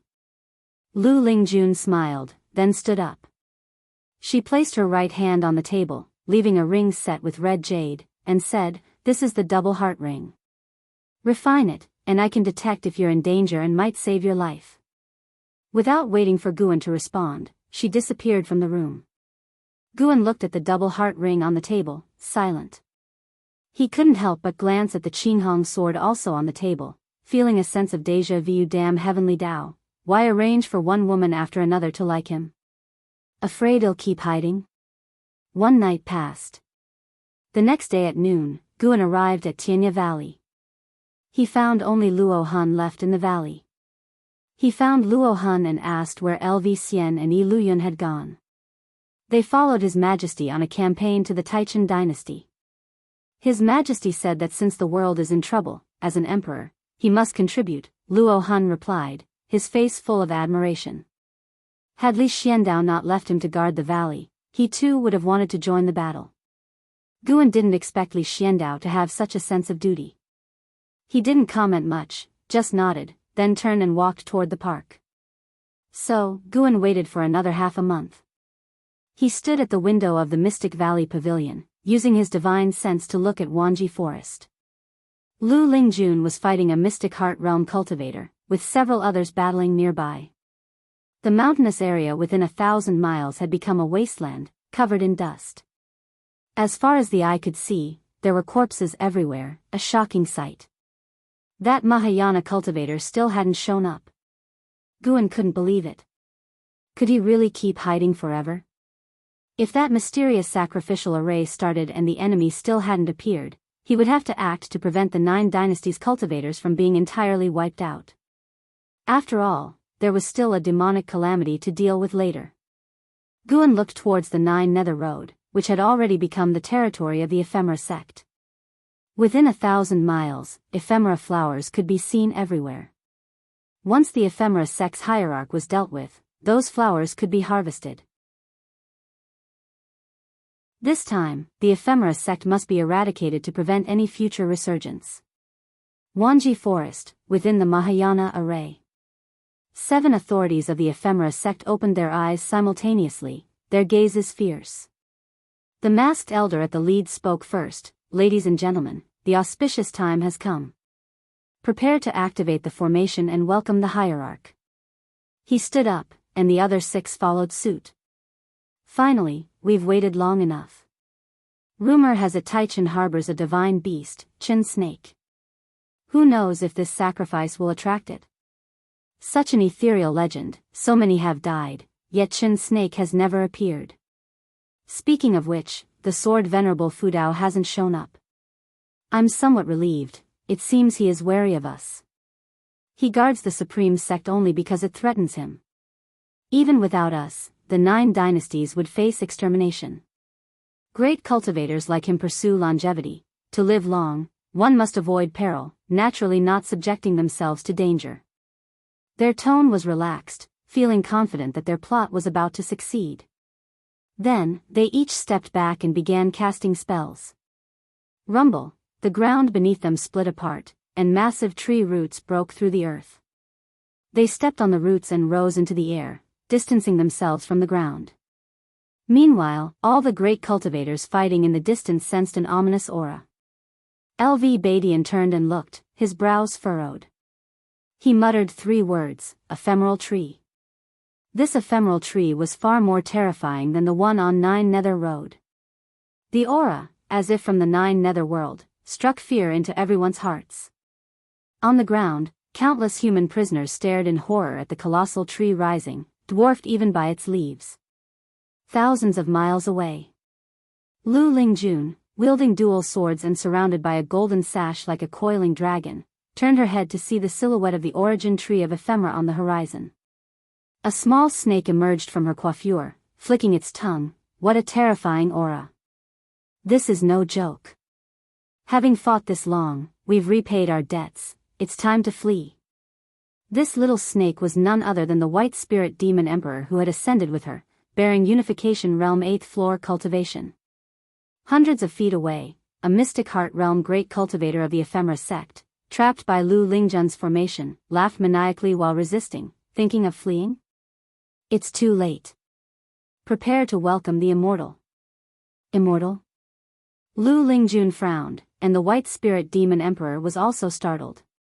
Looking at the great cultivator, it asked, if you had an immortal, wouldn't you have conquered the 9 dynasties long ago?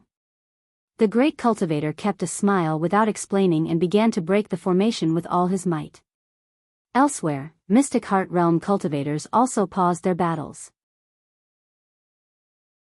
The 9 dynasties cultivators looked in horror at the origin tree of ephemera, while the ephemera sect members grew excited, confident of their victory.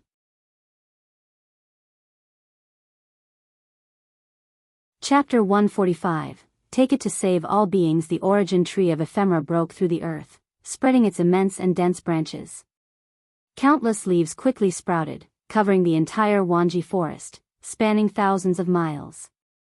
Its trunk was as towering as a giant mountain. A horrifying human face emerged from the trunk of the origin tree of ephemera, with only the facial features visible. It wore a greedy and cruel smile, making the countless captives below tremble with fear. At this moment, countless people fainted from fright. They all had talisman papers stuck to them, preventing them from speaking, amplifying their inner terror to the extreme. Upon seeing the human face growing from the origin tree of ephemera, the great cultivators of the 9 dynasties went mad. Everyone, we have nowhere left to retreat. Think about your children and grandchildren. If we lose today, there will be no place left for the human race on this land. A domineering voice echoed throughout the heavens and earth, like thunderclaps, deafening the ears. As the voice fell, a dazzling golden light erupted from the horizon, speeding forward with unstoppable momentum. For Mystic Heart Realm cultivators from the Ephemera sect appeared out of thin air, casting spells in unison, trying to intercept the golden light. However, just as the two sides were about to collide, the golden light burst forth with thousands of beams, continuing its deadly trajectory.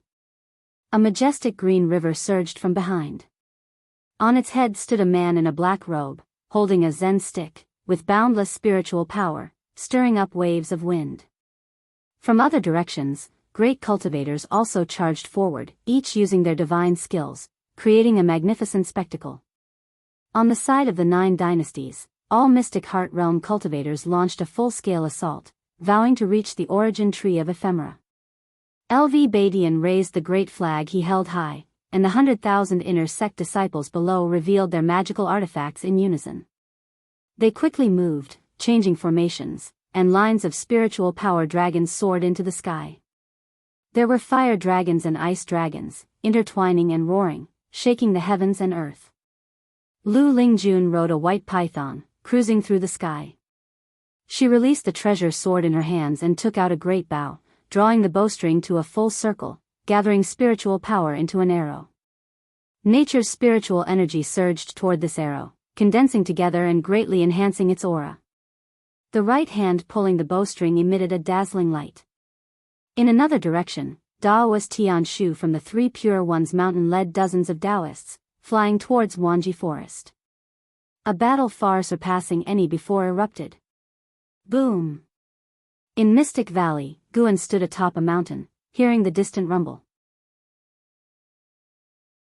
Beside him, Chu Jingfeng was highly agitated, unable to stay calm.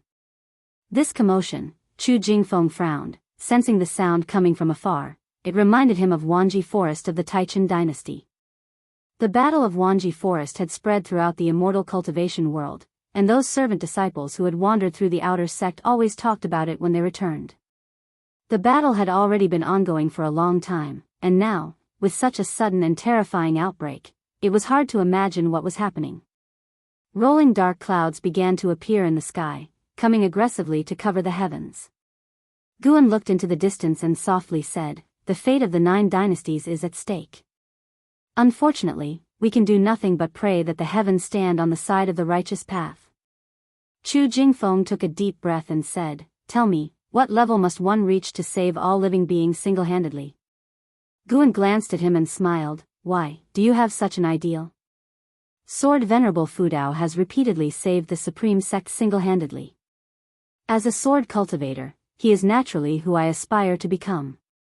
But the longer I cultivate, the more I feel my talent and comprehension are mediocre, Chu Jingfeng said, looking into the distance, his eyes becoming lost. Guan smiled. "If you realize that, you must diligently practice the Daoist expansion skill I taught you. Although this technique comes from the Thousand Autumn Pavilion, I haven't mastered it either, but I believe you can. I hope you can see the mortal world 1,000 years from now for me." Chu Jingfeng looked at him and frowned, asking, "Why do you always encourage me not to give up hope, yet you yourself give up easily?" Guan turned around, patted his shoulder, said nothing, and walked down the mountain. Chu Jingfeng couldn't help but chase after him, asking, "Where are you going?" "If tomorrow is the end of the world, I want to be with my dearest medicinal herbs." Guan left this statement and then disappeared into the woods. Chu Jingfeng was stunned for a moment, revealing a bitter smile. Compared to him, I'm just troubling myself, Chu Jingfeng thought silently, then looked back at the horizon. At that moment, a gust of wind blew from the horizon, moving his robes and causing him to squint his eyes. The wind had risen.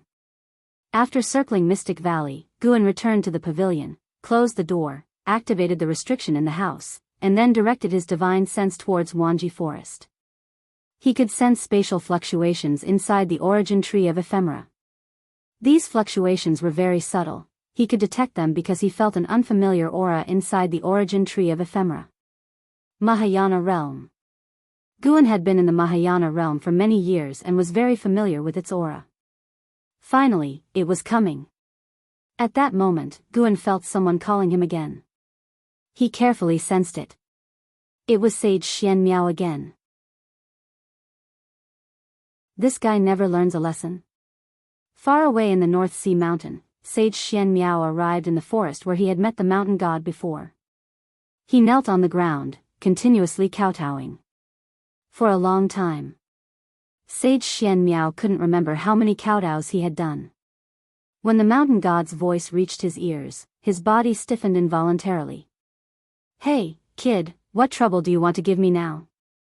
Do you have so many treasures to offer me?" Sage Xianmiao looked up, seeing the mountain god squatting on a tree branch, tilting his head to look at him. He quickly said, "The land of the 9 dynasties is about to face a catastrophic disaster. When the people of the 9 dynasties die out and demons invade, no one will be left to worship you. Who said only humans can worship me, and who told you I only protect the human race?" Facing the mountain god's inquiry, Sage Xianmiao was stunned, suddenly not knowing how to respond. Guan said, "It's not that I can't help, but what? What do you want?" Sage Xianmiao asked urgently, his expression very excited. Guan's tone suddenly became icy. "I want you to be my slave forever, guard my Daoist temple, and never gain freedom." Upon hearing this, Sage Xianmiao's face changed dramatically, falling into silence. Guan had come to kill the Mahayana realm cultivators of the ephemera sect in the guise of the mountain god. Originally, he wanted to use the identity of Sword Venerable Fudao, but he feared that it would bring endless karma to the supreme sect, so he decided to act as the mountain god. After all, this time was different. The cultivation level of that Mahayana realm cultivator was already approaching the 9 layers of the Mahayana realm, with an immense aura that was far beyond what Guan's previous opponents could match. Killing such a powerful adversary would have significant repercussions. The mountain god was ethereal and enigmatic. Even if the ephemera sect had backing, they would have to think twice. Guan didn't want to get caught in an endless cycle of trouble. Sword Venerable Fudao protected the supreme sect, while the mountain god guarded the 9 dynasties. And accepting Sage Xianmiao as a servant was both to punish him and to have him help create a medicine garden. Sage Xianmiao had the second best talent on the golden list, and his strength was sufficient to guard the medicine garden. After a moment of struggle, Sage Xianmiao gritted his teeth and said, "Fine, I willingly become a slave to the mountain god, as long as the mountain god saves all living beings." Guan waved his sleeve, and a wooden figurine fell into Sage Xianmiao's hands. This wooden figurine was carved to resemble Guan in the guise of the mountain god. Sage Xianmiao picked it up, looking at it, and found Guan had vanished. "Take it to save all living beings." Guan's voice echoed in the forest, and Sage Xianmiao's cultivation began to restore, bringing a look of joy to his face. Path of Returning Primordial Spirit, Unleash. Sage Xianmiao immediately got up and rushed toward Wanji Forest at full speed, bursting into the speed of the divinity transformation realm, disappearing on the horizon in the blink of an eye. Boom! Boom! Boom! Deafening explosions erupted from all directions around the Mahayana array. 7 of the ephemera sect stood before the origin tree of ephemera, standing shoulder to shoulder, half kneeling in the air. Following their gaze, a black crack appeared on the forehead of the human face on the ephemera tree, with black flames surging, as if something terrifying was about to step out. Looking down, at the feet of the captives on the ground, the runic marks emitted a blood-red light, densely packed, forming a beautiful yet tragic array of light. The Mahayana array was activating. The formation's terrifying pressure stimulated the hearts of the 9 dynasties cultivators on the edge of Wanji Forest. The cultivators of the 9 dynasties had gone mad, charging forward relentlessly, with cultivators falling to death every moment. Lu Lingjun fought fiercely, but she could never break through the defensive line formed by dozens of mystic heart realm great cultivators. The heavens darkened, thunderclouds rolled, lightning flashed and thunder roared, as if the heavens themselves were weeping. A giant claw suddenly stretched out from the thunderclouds, grasping the branches of the origin tree of ephemera, trying to uproot it. The tree trembled violently in response. Insolence! The 7 of the ephemera sect shouted in unison, attacking together. Their divine skills exploded, forcing the giant claw back. Immediately afterward, a colossal red snake descended from the sky. This red snake had double claws and a human-like face. From a distance, it looked like a woman's face covered in rouge, with disheveled hair, appearing terrifying in the darkened world. The snake's body was hundreds of feet thick, and its length unknown. It's Artachan's divine beast, Qin Snake. A cultivator shouted in surprise, greatly boosting the morale of the 9 Dynasties cultivators. Qin Snake's aura was ancient and vast, far exceeding the usual mystic heart realm. Its appearance brought strong hope to the 9 Dynasties. Qin Snake opened its bloody mouth, spewing molten lava like a torrent, sweeping towards the ephemera tree. At that moment, a blood-red light shot out from the black crack on the forehead of the human face on the ephemera tree, overpowering the rolling lava, crossing hundreds of miles, piercing through Qin Snake's throat. Scalding blood sprayed, echoing like the roar of an elephant throughout the heavens. Qin Snake fell, raising thousands of feet of dust, causing the ground to shake violently. An overwhelming pressure, far surpassing the mystic heart realm, enveloped the entire Taichin dynasty. An ancient species dares to call itself a divine beast?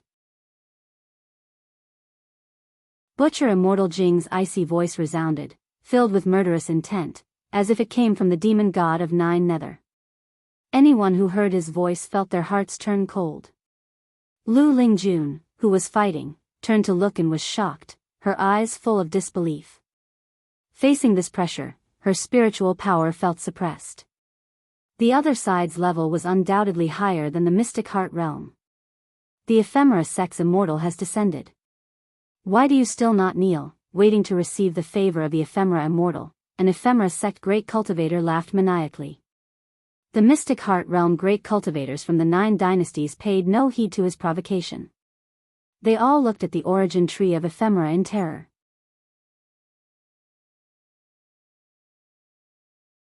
Chapter 146 Heaven opens its eyes.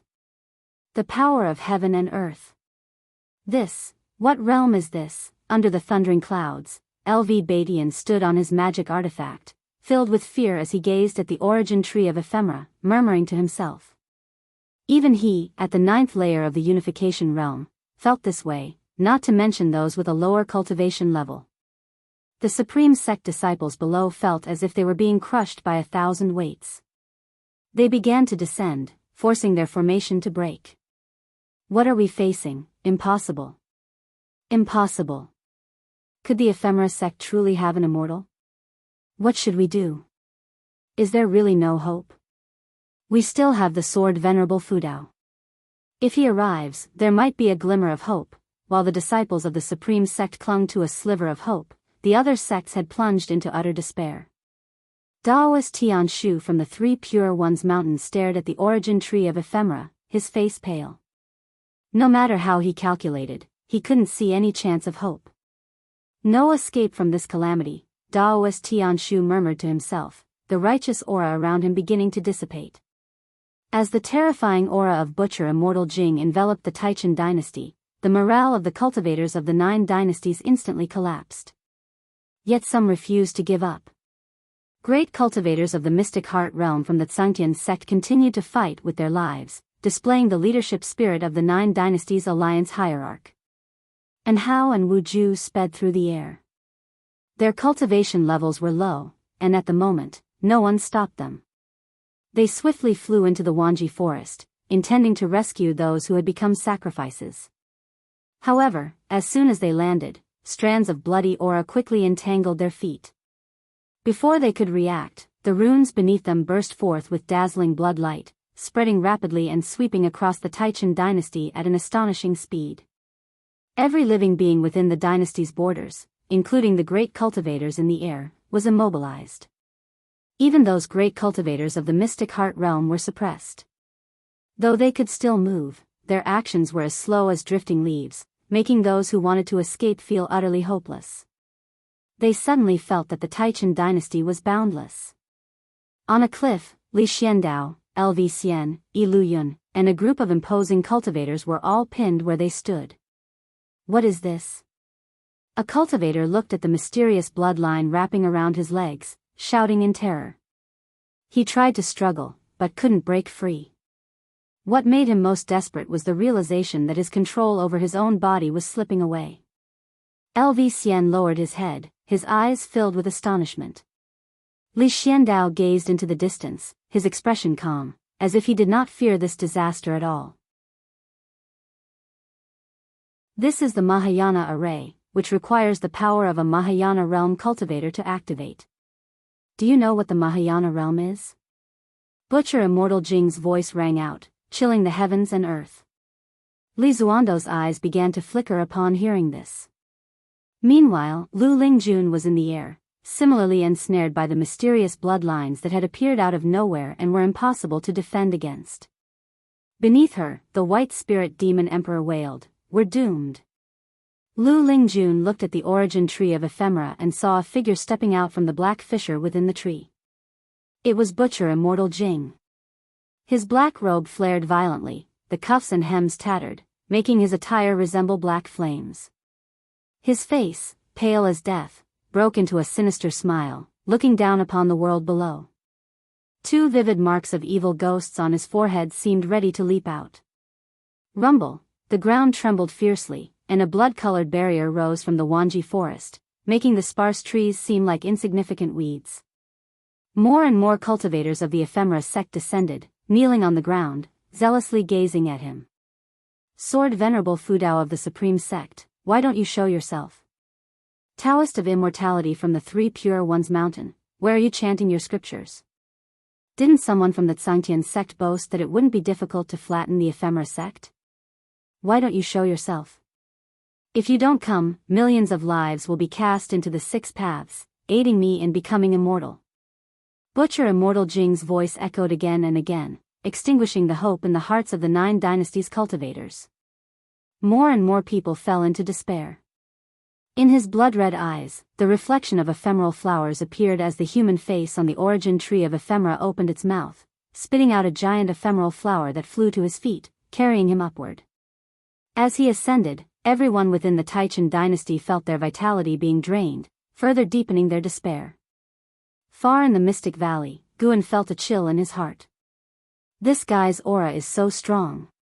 It feels like his realm is almost comparable to the 9th layer of the Mahayana realm. Fortunately, I broke through ahead of time, and even to the 9th layer of the Nirvana realm. Guan locked his divine sense onto Sage Xianmiao. With Gu An's mana enhancing him, Sage Xianmiao's speed far surpassed before and he was already nearing the Taichan dynasty. Sage Xianmiao also heard Butcher Immortal Jing's voice, feeling an urgency he had never felt before. He had never thought his speed could be so slow. Mountain God. It's too late. Sage Xianmiao roared in his heart, tightly gripping the mountain god's wooden figure, his arm trembling. If it's too late, then throw it out.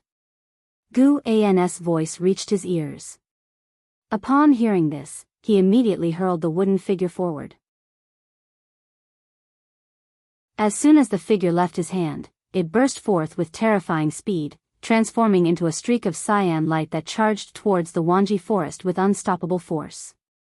Almost instantly, Butcher Immortal Jing sensed something, turning his head towards the horizon. Lu Lingjun was directly in Butcher Immortal Jing's line of sight, and feeling his gaze, her heart trembled. Under her were the white spirit demon emperor who was shaking even more. In a trance, Lu Lingjun seemed to sense something, subconsciously turning her head. Time seemed to freeze as she caught sight of a streak of cyan light. Within the cyan light, she vaguely saw a small figure. And Hao, struggling desperately, turned his head and saw the cyan light speeding over, passing above his head at an inconceivable speed. On the cliff, Li Xiandao watched as the cyan light streaked across the horizon, his vision blurring. In the desperate eyes of the countless sacrifices, a streak of cyan light pierced through the darkened sky, bringing light into their view. Butcher Immortal Jing's reaction surpassed everyone in the Taichan dynasty. He raised his hand to block, forming a black light with terrifying spiritual power to intercept the cyan streak. His face changed slightly, and he coldly said, "Mahayana realm, who are you?" Within the cyan light, the small wooden figure turned, facing Butcher Immortal Jing. The small wooden figure raised its hand, pointing at Butcher Immortal Jing. Butcher Immortal Jing's eyes narrowed as he suddenly clenched his right fist, forming a demonic claw of terrifying black light, aiming to crush the small wooden figure. Bang! A massive beam of cyan light suddenly emerged from behind the small wooden figure, engulfing Butcher Immortal Jing at an unimaginable speed. Too fast. Standing at the peak of the Mahayana realm, Butcher Immortal Jing couldn't even react. The towering origin tree of ephemera was instantly pierced by the cyan beam, its body rapidly turning to ash, dispersing the thunderclouds in the sky. The bright sky suddenly burst into view, causing countless people to subconsciously close their eyes. The cyan light around the small wooden figure dissipated. Silence fell over the world. Great cultivators of the 9 dynasties and the ephemera sect stared in shock at the diminishing body of the origin tree of ephemera, their minds blank. The small wooden figure turned, its body trembling slightly. In an instant, the sound of thunder exploded. The ground shattered, countless trees shot up, rushing towards the cultivators of the ephemera sect with mad speed. The great cultivators of the mystic heart realm instinctively tried to flee, but were swiftly entangled by the trees. Beyond the Mahayana array, endless trees rose, forming walls on all sides. The ephemera sect cultivators within the formation saw their faces change dramatically, leaping up to try to escape over the walls, but were immediately entangled by vines and pulled into the trees. No, what is this? Who? Sect hierarch, save me. Spare me. Spare me. Countless screams and cries erupted, plunging the earth into despair. The 9 dynasties cultivators scrambled to dodge, but soon realized that the vines and trees bypassed them, targeting only the ephemera sect cultivators. Daoist Tianshu of the 3 Pure Ones mountain hovered in the sky, overlooking the earth. Dust rose like an ocean, boundless, as if covering the entire mortal world. The trees twisted like azure dragons, mysterious and grand, shattering this mystic heart realm great cultivator's perception and cognition. He could not imagine such mighty power. It was as if heaven and earth were punishing the ephemera sect. Not only him, but all the great cultivators of the 9 dynasties were watching this shocking sight. No matter how high they flew, they could not see the end of the sea of trees.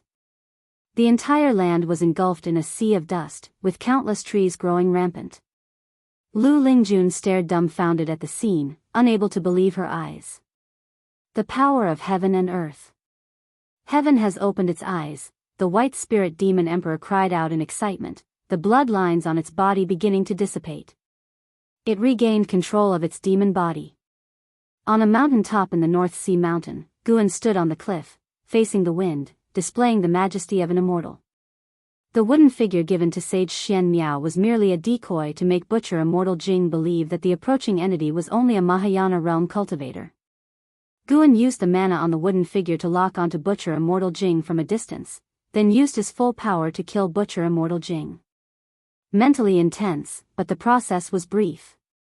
A series of prompts flashed before Guan's eyes as he shifted his right foot slightly. Within 10,000 li of the Taichen dynasty, the vast sea of trees came to a halt, each tree spine shaking the eyes of all living beings. Guan turned, the wind lifting his black hair, and he walked into the forest, disappearing into the darkness as if he had never appeared. Meanwhile, Sage Xianxia was still rushing towards the Taichen dynasty. When he reached its border, his speed began to slow. Staring at the towering, curving trees before him, he was struck with awe. Could this be the power of the mountain god? Sage Xianxia descended slowly, landing on a cliff, standing as Guan had done before, the wind blowing against him.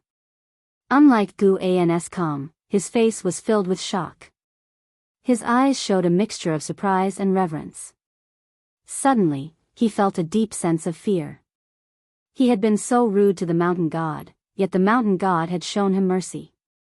The stark contrast between the modest mountain god and the magnificent spectacle before him overwhelmed his heart.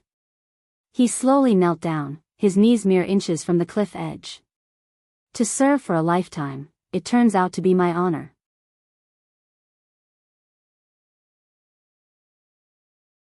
Chapter 147 Mountain God Legend, establishing temples everywhere under the sunlight.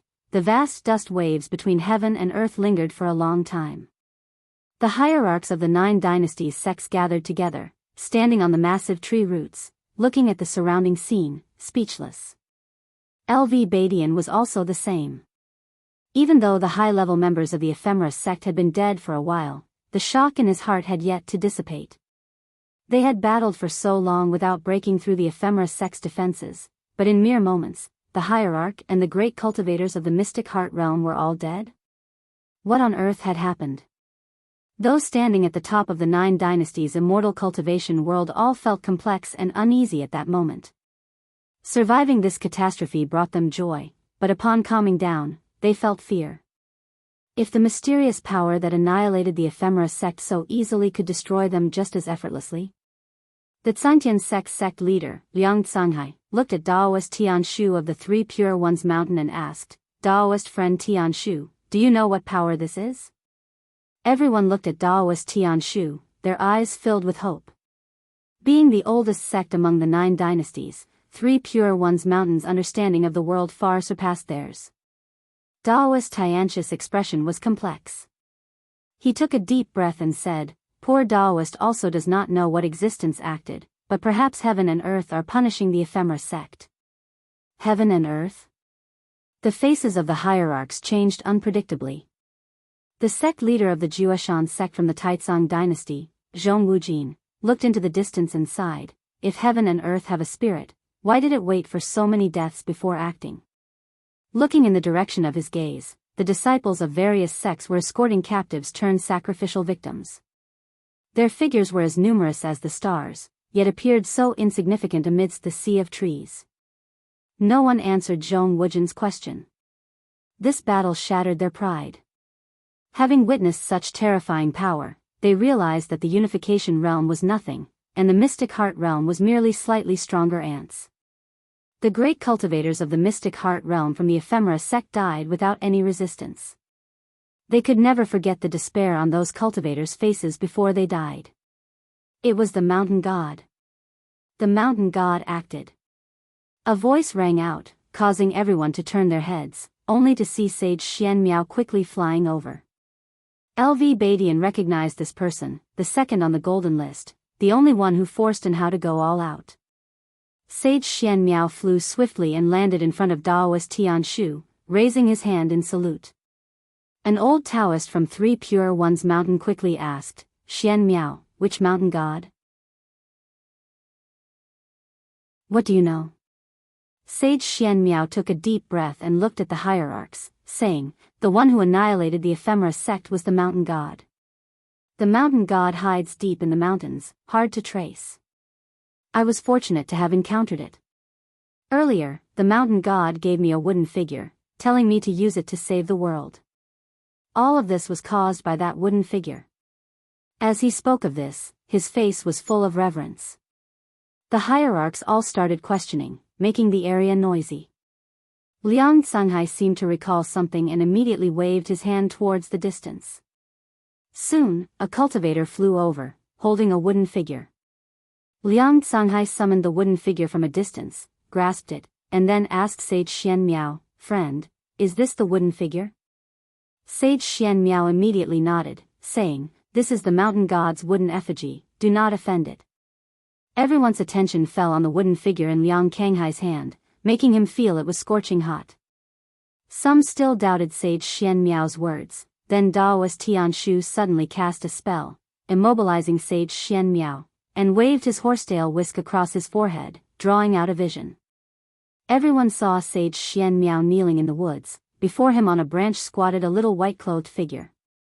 Seeing this white-clothed figure, Liang Tsanghai was so frightened that he dropped the wooden figure. Identical. This mountain god was so small, yet it made the people present believe it indeed was the mountain god. The 9 dynasties' land is about to face utter disaster. Once all the people of the 9 dynasties die and demons invade, no one will be left to worship you. Who said only humans can worship me, and who told you I only protect the human race? If you want me to act, it's not impossible, but what? What do you want? I want you to be my slave for all eternity, to serve my shrine, to guard it forever, never to be free. Listening to the mountain god's words, everyone's spine tingled with cold. The previous conversation left them puzzled about the mountain god's intentions, but the last words made them feel the mountain god's terrifying, unpredictable nature. Trading with immortals and gods came with a heavy price. In the tense weight of everyone, in the vision, Sage Xianxia looked up and said words that shocked everyone's hearts.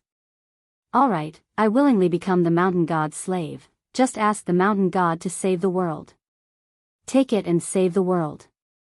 The mountain god threw Sage Xianxia a wooden figure, then Sage Xianxia stood up, saluted, and left with the figure. The vision abruptly ended here. Daoist Tiantius' expression changed slightly, suddenly spewing a mouthful of reverse blood, his face turning pale. Sage Xianxia regained his movement and frowned at Daoist Tianshu. The other hierarchs looked at Sage Xianxia with complex expressions. Sage Xianxia's spirit of sacrificing himself for the people made them deeply admire him, truly worthy of being the sole disciple of the Taiqing lineage from the Three Pure Ones mountain. Knowing the mountain god's existence made them feel relieved. Compared to the so-called power of heaven and earth, the mountain god was more reassuring. Moreover, from the mountain god's words, it seemed he didn't care much about the mortal world. The mountain god cannot be inferred or speculated. Supported by his fellow disciples, Daoist Tianshu said these words. Liang Canghai took a deep breath and said, "Everyone, we must not offend the mountain god, to avoid bringing great disaster to the 9 dynasties' land, but we must also remember the mountain god's merit. Everyone should recall the mountain god's image, and after returning, erect statues and shrines in their sects, and spread the mountain god's virtue across the land." These words were immediately agreed upon by all the hierarchs. Sage Xianxia walked up to Liang Canghai and grasped the wooden figure that floated in the air. He turned to the people of the Three Pure Ones mountain, raised his hand in salute, and said, "Elders and uncles, tell my master after you return that I am no longer the Taiqing heir of the Three Pure Ones mountain, and I will not be returning. Please, forgive my waywardness." Daoist Tianshu and the other Taoists of the Three Pure Ones mountain all sighed but did not stop him. A person without faith cannot stand. Serving the mountain god may not necessarily be a punishment. Xianmiao, no matter what happens in the Three Pure Ones mountain in the future, you must not disobey the mountain god's will, understand? Daoist Tianshu said earnestly. Sage Xianmiao nodded, then turned and left. Some of the hierarchs' eyes flashed with hesitation about whether to send someone to follow Sage Xianmiao, but looking at the terrifying scene around them, they ultimately gave up. At least for now, it's better not to provoke the mountain god. In the distance, Lu Lingjun stood on a giant tree, the white spirit demon emperor shrunk and coiled on her shoulder. Mountain god. As expected of the great heavenly spirit land, there truly are immortals, the white spirit demon emperor said excitedly. They had seen the hierarchs' discussion from afar and even saw the vision that Daoist Tianshu projected. Not only them, but the mystic heart realm cultivators of various sects were also watching and had witnessed the previous scenes. The existence of the mountain god shook the understanding of the mystic heart realm cultivators. Lu Lingjun was recalling the little white-clothed figure in the vision. In the mystic valley, within a pavilion, Guan was in a pleasant mood. This intervention had earned him 1,270,000 years of lifespan. Among them, Butcher Immortal Jing of the Mahayana realm 9th layer brought 649 years of lifespan, and the Origin Tree of Ephemera of the 8th rank brought 7,500 years of lifespan. The other cultivators of the Ephemera sect brought him only a few decades of lifespan, with most of the Mystic Heart realm cultivators providing less than 40 years. This time, he killed nearly 30,000 Ephemera sect cultivators, not all of them, but definitely the elite. After this battle, the Ephemera sect would surely dissolve. He had killed as many as 72 Mystic Heart realm cultivators. Guan looked at his total lifespan, now exceeding 3,300,000 years, feeling even happier. He immediately took out the Green Hero Travelogue, ready to cultivate his mind. After the fall of the Ephemera sect, there should be peace for decades to come. He wondered if he could break through 10 million years of lifespan before the great demon calamity arrived. The battle report from Wanji Forest had yet to reach the supreme sect, which remained in a tense atmosphere. It was not until nightfall that Guan began to move, going out to pick ephemera. Just like before, these ephemera only provided a year of lifespan, but he did not disdain them at all. 3 days later. The supreme sect was in shock. The destruction of the ephemera sect had spread throughout the immortal cultivation world. At noon, Yilan came to visit Guan, telling him about the great battle in the Wanji Forest. As a disciple of the law enforcement hall, she had more comprehensive information. She also mentioned the mountain god. The mountain god's power is truly world-ending and unimaginable. The ephemera sect was strong, but the mountain god destroyed them in an instant. The mountain god is so powerful. I would believe it if told he was an immortal from heaven, Yilan said excitedly, not as composed as usual. For cultivators, the existence of the mountain god was thrilling news. There were indeed immortals in the world. Guan feigned excitement, eagerly questioning her, satisfying Yilan's desire to share. Guan had already mentally prepared for the spread of the mountain god's legend by Sage Xianxia. Sage Xianxia would hide his whereabouts but boast about the mountain god to everyone. Earlier, Guan had sensed when Daoist Tianshu extracted Sage Xianxia's memories. This was the ability of the immortal path. He had used his divine sense to strike Daoist Tianshu from afar, a small warning to the hierarchs. Daoist Tianshu hadn't realized it was a divine sense attack, believing he had suffered a backlash, making him more reverent towards the mountain god. After talking for 2 ancient hours, Yilan finally left. Her fighting spirit had been rekindled. If there was a mountain god in this world, what else could be impossible? Guan had still underestimated the influence of the mountain god. Over the next period, every time Guan went to the outer city, he could hear people talking about the mountain god.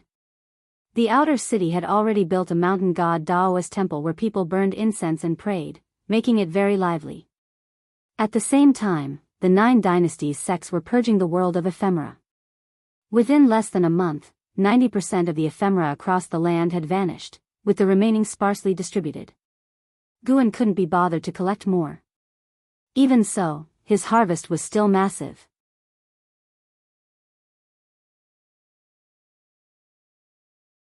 Chapter 148 Exploding Lifespan. Within a month, thanks to the ephemera, Guan reaped 1.7 million years of lifespan. Most of this was harvested in the first half of the month. As time went on, it became increasingly difficult to seize lifespans. More ephemera withered directly after he picked them, which intrigued him. It was as if some force was drawing away the vitality of these ephemera prematurely. Although he did not know the reason, Guan felt satisfied. Thanks to the ephemera sect, he saved 20 years of effort, extending his life to 4.39 million years. After the fall of the ephemera sect, the lands of the 9 dynasties erupted in celebration. Various versions of the story spread among the people. The ephemera sect became known as the most terrifying sect in the world, while the mountain god became a revered faith among the folk. On this day, in a forest in the North Sea mountain range, Sage Xianxia knelt on the ground, his expression devout. Suddenly, he heard a voice and showed a look of joy, then walked in another direction. After 2 hours, Sage Xianxia stopped. He stood on a hillside, gazing out at the sparkling North Sea.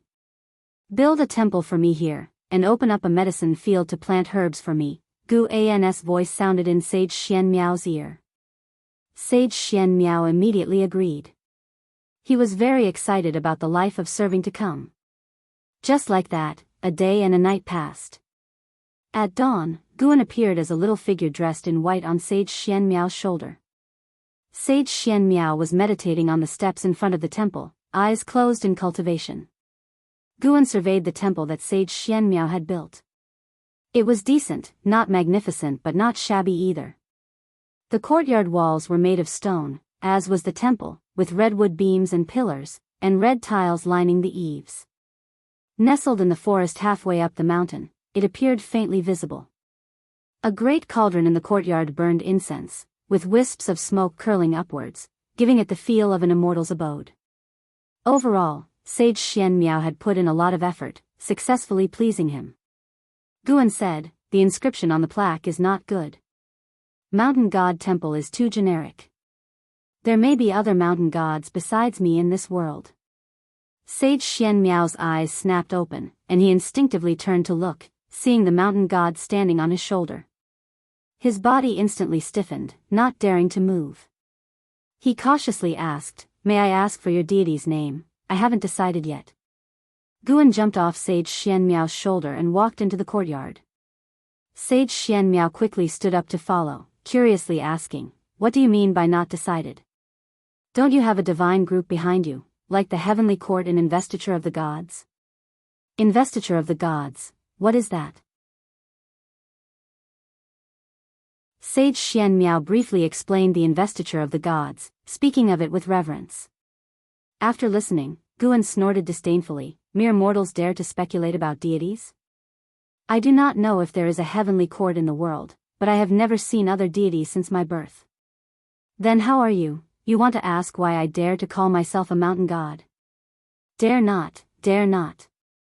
I don't mean that. Deities are not just about status, it is also a certain realm. Cultivate well, and perhaps one day you, too, can achieve it."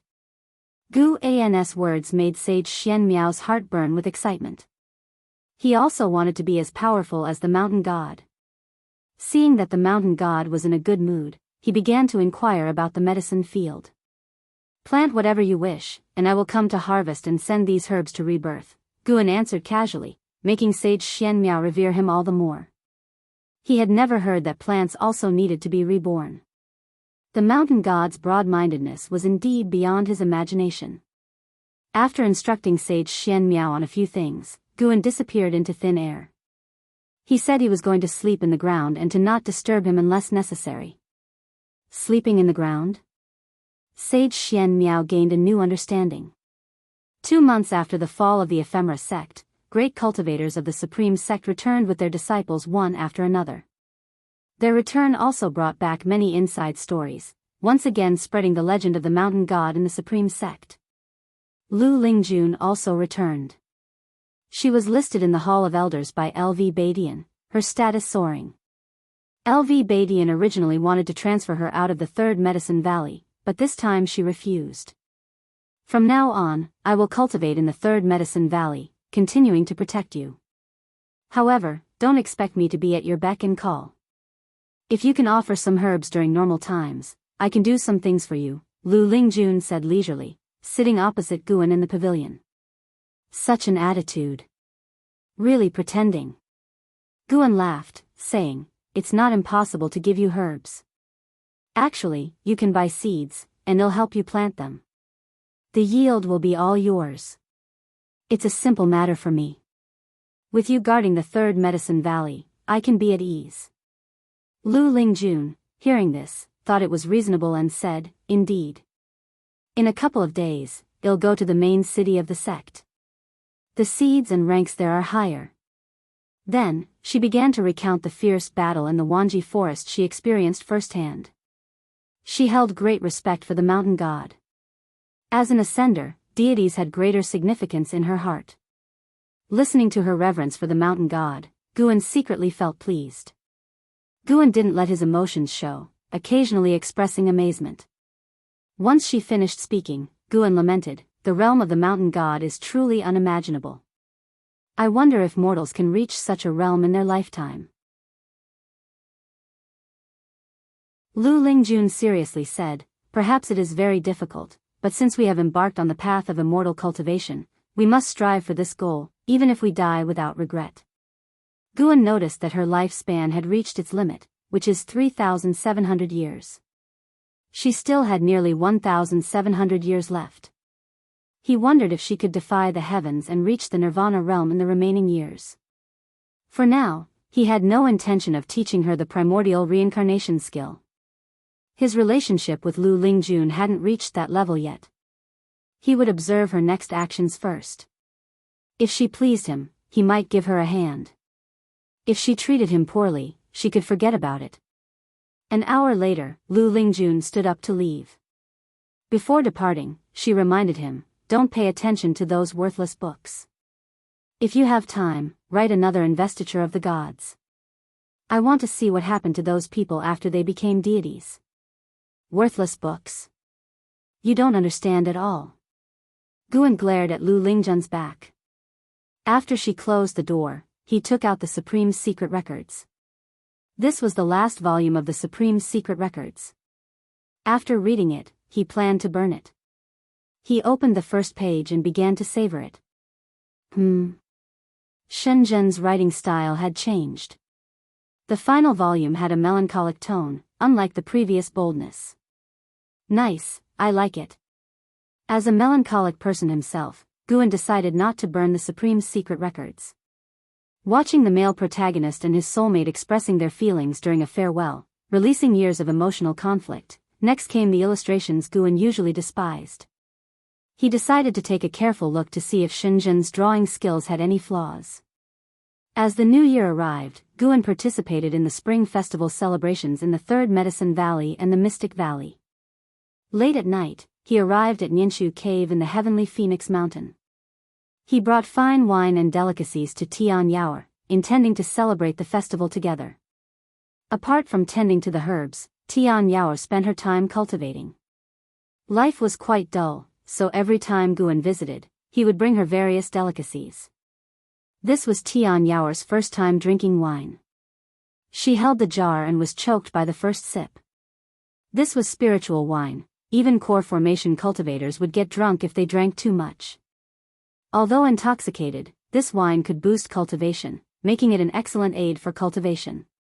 Tian Yaoer's delicate face turned visibly red, and Guan reminded her, "If you can't handle it, don't rush. Save it for later. You'll get used to it after a few drinks." A demon getting flushed from drinking wine? This was unexpected for Guan. Tian Yaoer shook her head and said, "I can drink. Why wouldn't I be able to drink?" She saw Guan finish a bowl of spiritual wine and naturally didn't want to admit defeat. Moreover, despite the heat it induced, she found the sensation quite pleasant and wanted to drink more. Guan was about to speak when he suddenly sensed something. He stood up, saying, "You eat some meat first. I'll be back." As his words fell, he disappeared from where he stood. Tian Yaoer picked up the wine jar again, licked her lips, and took another sip. This time, she forced herself to endure the nasal sting and continued drinking. Under the dark night, amidst the continuous mountains, a rising and falling ridge appeared. On closer inspection, it turned out to be a giant snake with human features and legs. It was Qin's snake, who had previously appeared in the Wanji forest. Qin's snake was covered in blood, its breath weak, and its breathing sounded like muffled thunder.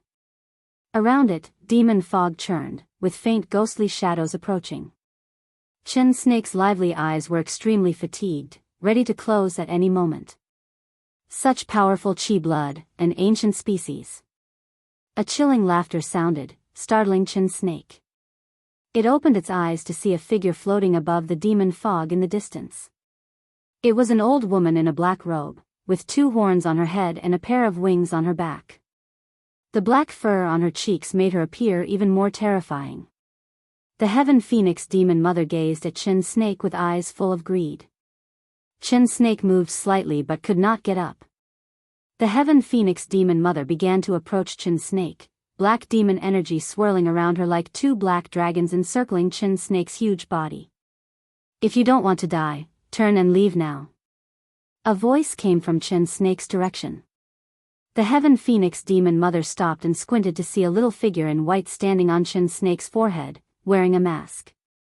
The Heaven Phoenix Demon Mother sneered, "Who are you? Don't you know who I am?"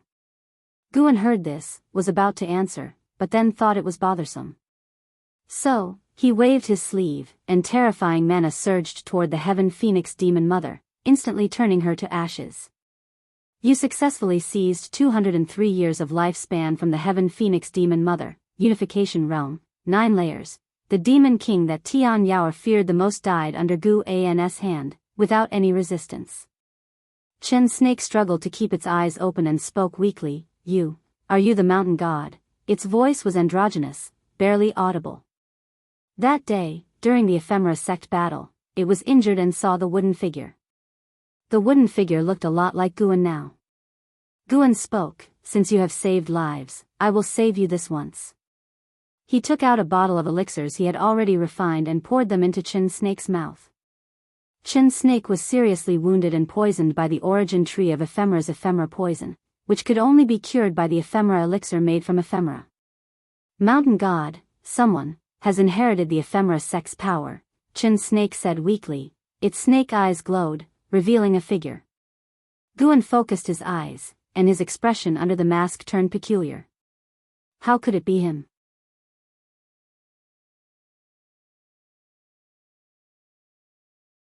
Chapter 149 Unify the Universe, Conquer the Demons Together. Li Xiandao. How did this guy inherit the power of the ephemera sect? Guan asked. Inherit power? What kind of power does the ephemera sect have to inherit?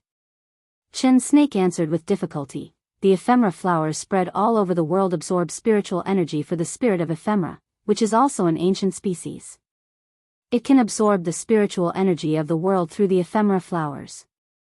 Once it is merged with a living being, all the ephemera flowers will lose their vitality, leaving only the husks. The figure in its eyes was Li Xiandao, whose true form was revealed. Li Xiandao seemed to be communicating with someone, but no sound came out. Guan asked, "Are your injuries due to trying to stop him?" "That's right, he has the support of the mystic heart realm behind him, but he didn't kill me," Qin Snake replied.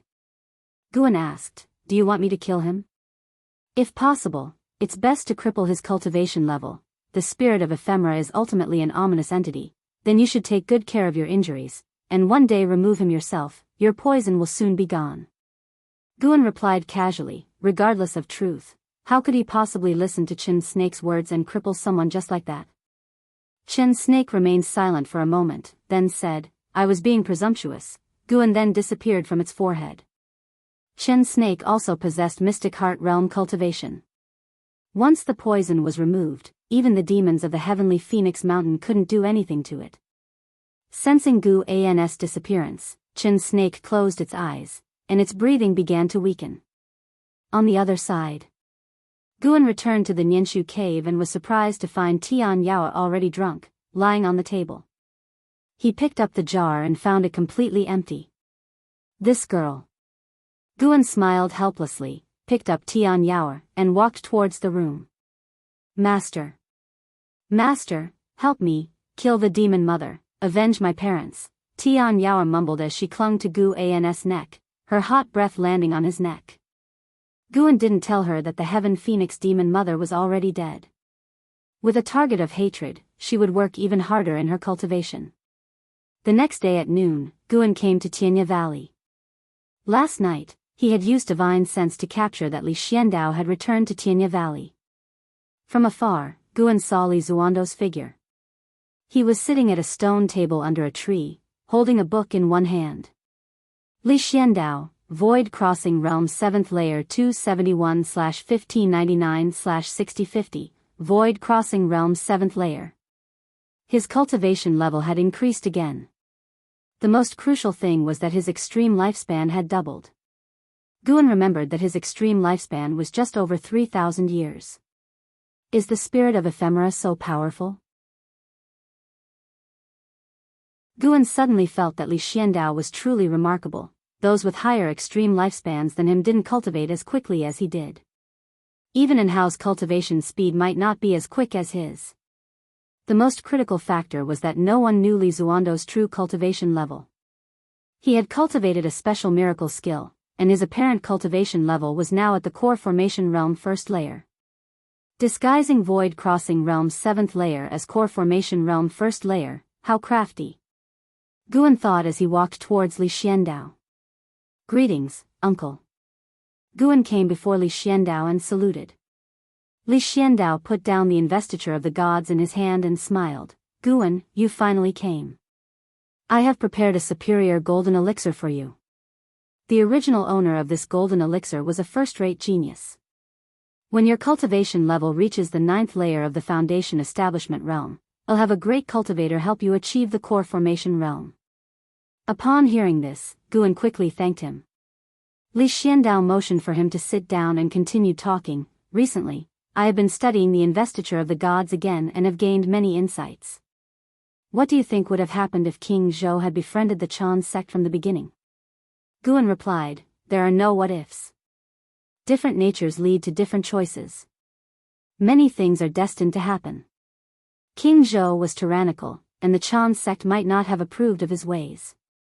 Li Xiandao shook his head and said, that is too simplistic. I think the investiture of the gods carries deeper meanings. Has he become obsessed? Guan was suddenly unsure how to respond. He carefully sensed Li Zuando's aura but did not detect any ephemera energy. He became intensely curious about Li Zuando's cultivation technique. His intuition told him that Li Zuando's technique was extremely powerful, possibly even stronger than LV Baishan's defying fate divine skill. Li Xiandao not only recruited talents everywhere but had the support of the mystic heart realm behind him. Guan was very curious about how he managed it. Did he attract noble families with benefits, or did he apprentice under a high master? It was most likely the latter, otherwise, how could a mystic heart realm great cultivator take an interest in an emperor? Li Xiandao began to speak about his understanding of the investiture of the gods, becoming more and more mysterious and even analyzing the motives of its characters. Guan noticed that Yi Luyun and LV Xian had not returned. LV Xian previously had the remnant soul of the evil emperor of the ephemera sect. He suspected that Li Zuando's acquisition of the spirit of ephemera was related to LV Xian. After a long conversation, Li Xiandao reluctantly ended it and then let Guan go to pick medicinal herbs. After Guan finished his tasks, he came to bid farewell to Li Xiandao. Before leaving, he curiously asked, Uncle, what is your purpose this time? Li Xiandao looked at his book and casually said, I am waiting for the Venerable Pavilion of the Supreme Sect to come to me. Venerable Pavilion? Guan became even more curious.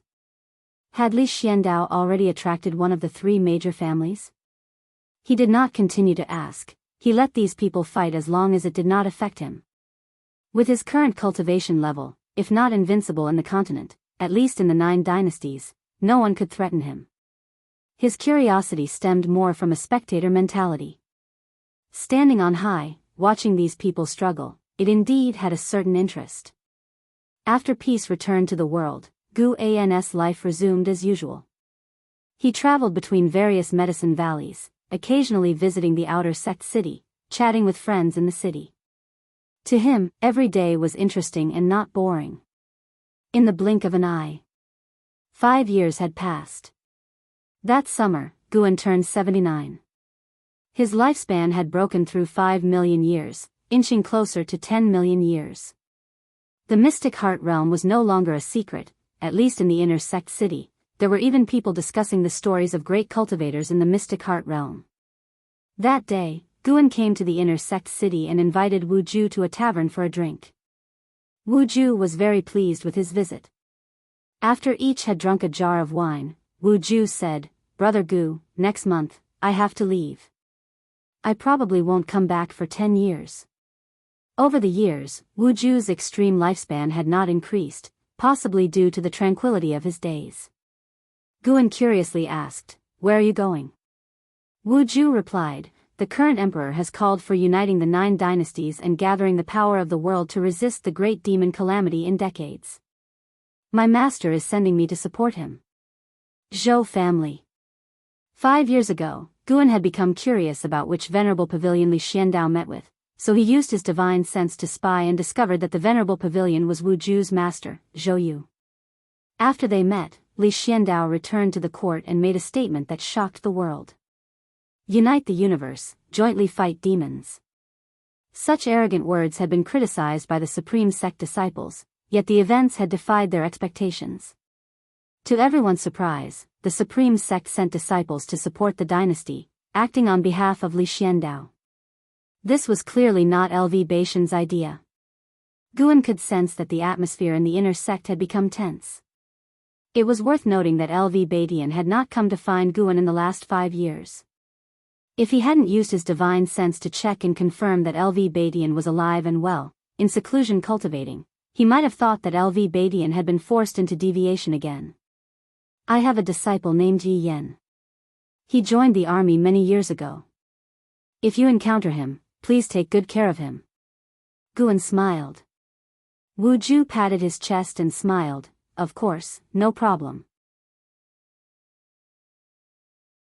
Your disciple is like my disciple. Guan raised his bowl, clinking it with Wu Ju's. They continued chatting, Wu Ju in high spirits, talking about his cultivation. He had gained deeper understanding of the Sunset Fist and Gale's Shadowless Leg, saying he had developed stronger moves. Suddenly, Gu An's gaze shifted to the stairs on the second floor. He saw a person walking up. Lord Way of the Heaven, Mystic Heart Realm 3rd Layer 3889/4500/4600, Mystic Heart Realm 3rd Layer. Guan glanced briefly before looking back, curious. Who is this person? He had lived for more than 3,800 years. In front of him, even the late ancestor Xian Tian would be a junior. Lord Way of the Heaven wore a blue robe and held a horsetail whisk. His beard reached below his chin, and his hair was coiled on top of his head. His aura was like the core formation realm, so he didn't attract the attention of other disciples. This kind of appearance was not uncommon in the immortal cultivation world. There were two people similar to him just on the inn's second floor. Lord Way of the Heaven scanned around, his gaze landing on Wu Ju. He walked over and asked with a smile, could the two young friends allow this poor Daoist to join you? Wu Ju frowned and looked at Guan. Guan smiled. Since we are fellow disciples, how could we refuse? Daoist friend, please sit. Lord Way of the Heaven stroked his beard with a smile and sat down. He introduced himself. This poor Daoist's surname is Wei, not a disciple of the Supreme Sect, just a visitor. Today, seeing the two of you, I felt a sense of familiarity and came to disturb you. His words made Wu Ju's frown even deeper. In Wu Ju's early life, the Supreme Sect had experienced several upheavals due to spies, so he had a strong aversion to cultivators from other sections. Guan asked, which sect do you belong to, Brother Wei? Lord Way of the Heaven looked at Guan and smiled. This poor Daoist comes from the 7 Stars Spirit Realm. Have you too heard of it? Guan shook his head. Wu Ju replied unhappily, what exactly are you trying to find out? Just say it plainly and don't disturb our drinking. Lord Way of the Heaven shook his head with a laugh. He took out a green jade from his sleeve, placed it on the table, and pushed it in front of Wu Ju. This poor Daoist sees that you have outstanding potential, a spiritual presence at the top of your skull. You are destined to join our 7 Stars Spirit Realm and wish to invite you to cultivate there. He turned to look at Guan, who also looked at him expectantly. But he just smiled and nodded, politely but awkwardly. Guan maintained a smile and didn't speak. Wu Ju huffed, 7 Stars Spirit Realm? Never heard of it. I'm not going. Lord Way of the Heaven stroked his beard, laughing to himself without speaking, as if laughing at Wu Ju's ignorance. This attitude made Wu Ju even more unhappy.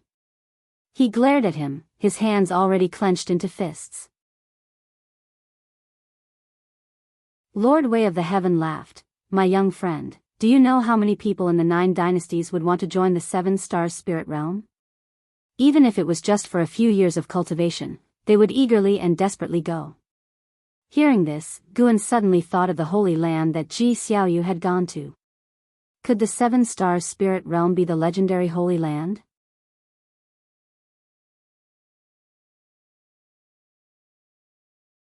Chapter 150, Demon Galloping, Legend of the Demon Ancestor. The 7 Stars Spirit Realm is so powerful, why do you need to invite me? Just wait until I beg you in the future. Wu Ju replied stiffly. Upon hearing this, Lord Way of the Heaven shook his head and smiled, showing no sign of anger. In the following time, Guan watched as Lord Way of the Heaven boasted about how powerful the 7 Stars Spirit Realm was. Unfortunately, no matter how eloquent he was, he couldn't convince Wu Ju. Wu Ju's attitude made Guan feel amused. If Wu Ju knew that Lord Way of the Heaven was actually at the Mystic Heart Realm, how would he react? Suddenly, a figure appeared behind Lord Way of the Heaven. Guan looked up and saw Wu Ju's current master, Zhou Yu. Zhou Yu, Unification Realm 9th Layer 864/2000/3100, to become a member of the Venerable Pavilion. Besides having a high cultivation level, his talent must also be top-notch, not a bit inferior to LV Badian. Zhou Yu looked at Lord Wei of the Heaven and said, Senior Lord Wei, Wu Ju is my disciple. Can we talk somewhere else? Lord Wei of the Heaven turned his head to look at him and pondered. You are called Zhou Yu, right? That's right. 500 years ago, I cultivated under your knee for several years. Zhou Ye's tone was slightly respectful. Wu Ju stood up and saluted his master. Lord Wei of the Heavens suddenly realized and laughed, I see. In that case, let's talk someplace else. All the disciples around who were drinking and making merry were watching them. Continuing to discuss here was indeed inappropriate. Without waiting for Wu Ju to greet Guan, Zhou Yu grabbed his shoulder and disappeared on the spot. Lord Wei of the Heaven, however, smiled and nodded at Guan, who then raised his hand to salute in return. After Lord Wei of the Heaven disappeared, a smile appeared on Guan's lips. He picked up the wine jug, poured the wine cups for himself and Wu Ju to the brim, then raised his cup towards Wu Ju's cup and whispered, Hope your future is bright and you soon become famous throughout the world. After saying that, he drank alone, finishing it in one gulp.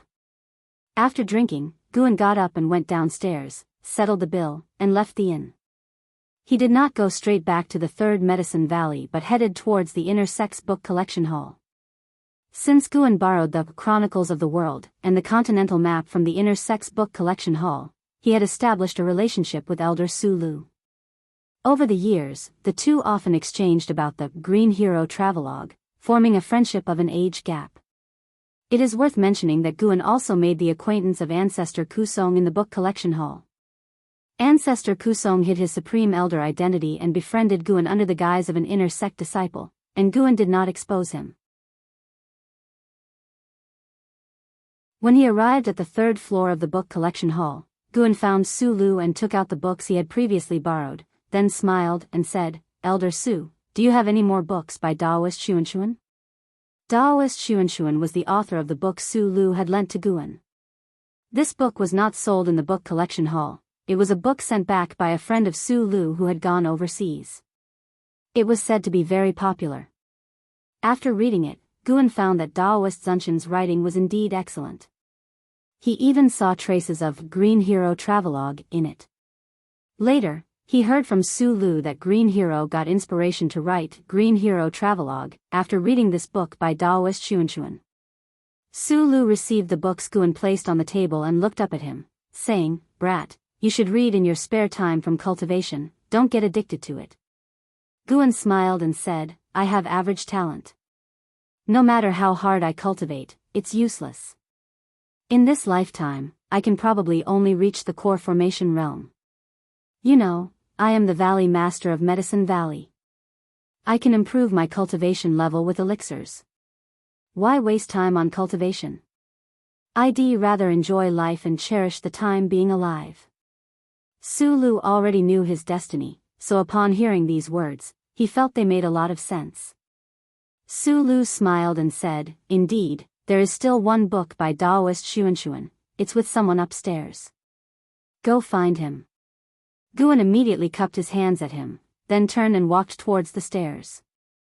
There were only two people on the fourth floor, one was Ancestor Kusong, and the other was a great void-crossing realm cultivator. These two did not disturb each other. All the way, Guan came to Ancestor Kusong's side. He was sitting on a chair by the window, holding a book in his hand. Supreme Immortal Venerable.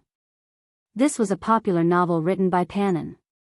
Over the years, under the operation of the Supreme Sect, Supreme Immortal Venerable, and the Investiture of the Gods, had spread to the other 8 dynasties and were very popular.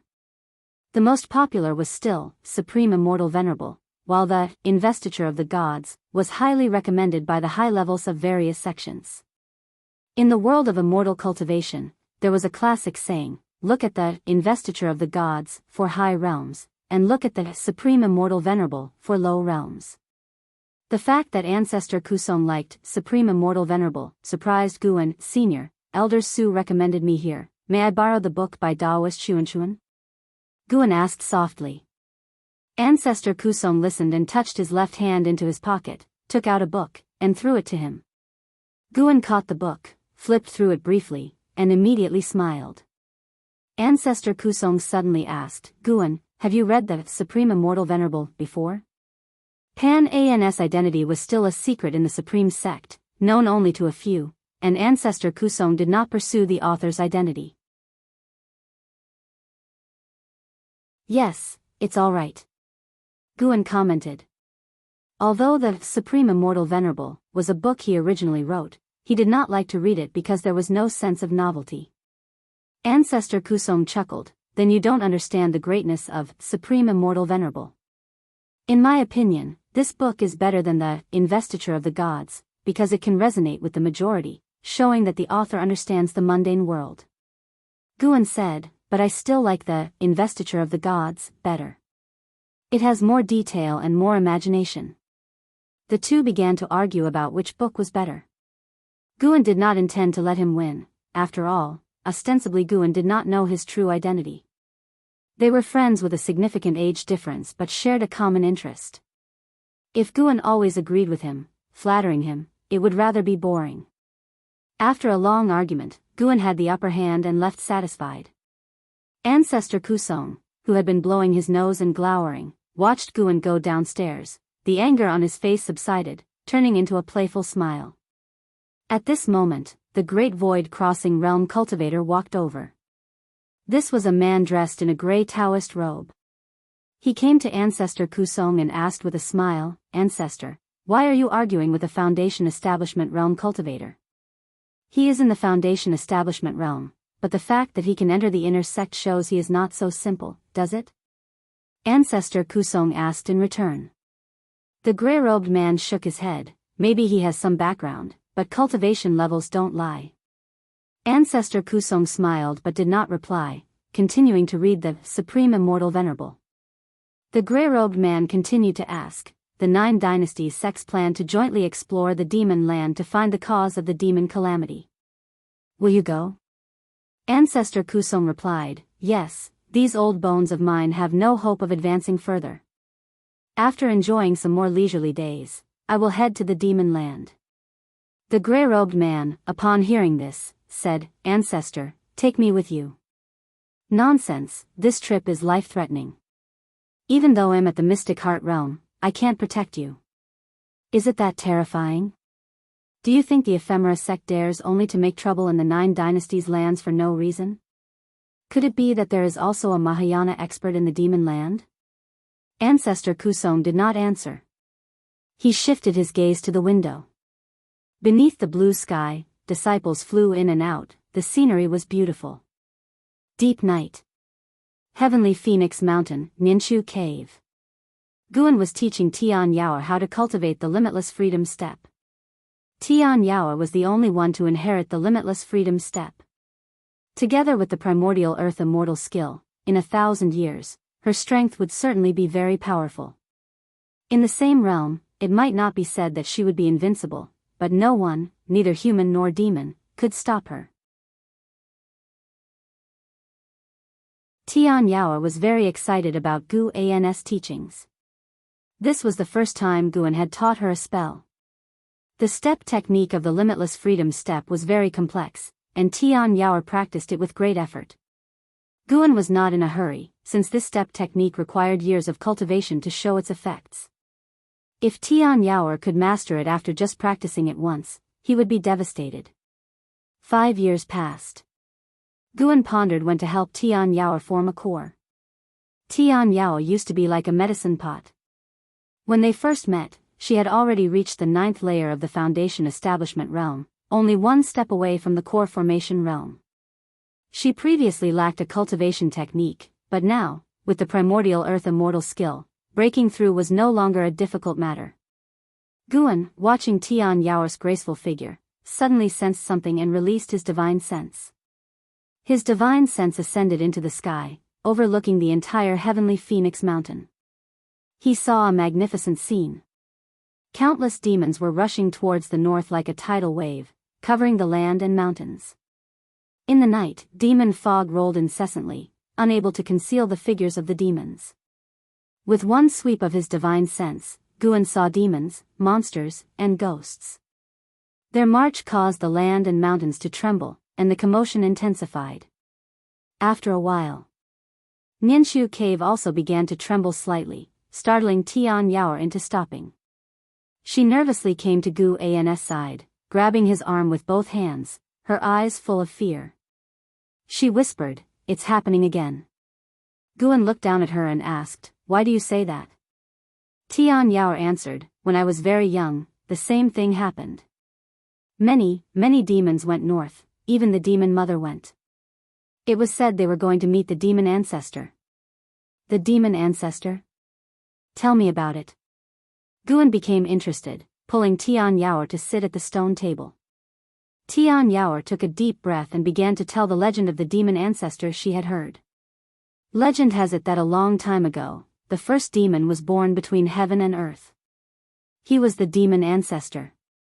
He was born above all beings, and in the long years of feeling lonely, he sprinkled his blood on the earth, allowing the beings of the world to be baptized and then transform into demons. Later, creatures called humans appeared on the earth. They were terrifyingly powerful and slaughtered demons on a large scale. At this point, Tian Yaoer couldn't help but look at Guan nervously, for she already knew that Guan was not a demon, but a human. To demons who had never interacted with humans, humans were terrifying beings. If Guan hadn't saved her, she would have long attempted to escape. Guan wore a mask, and seeing no reaction from him, Tian Yaoer mustered the courage to continue.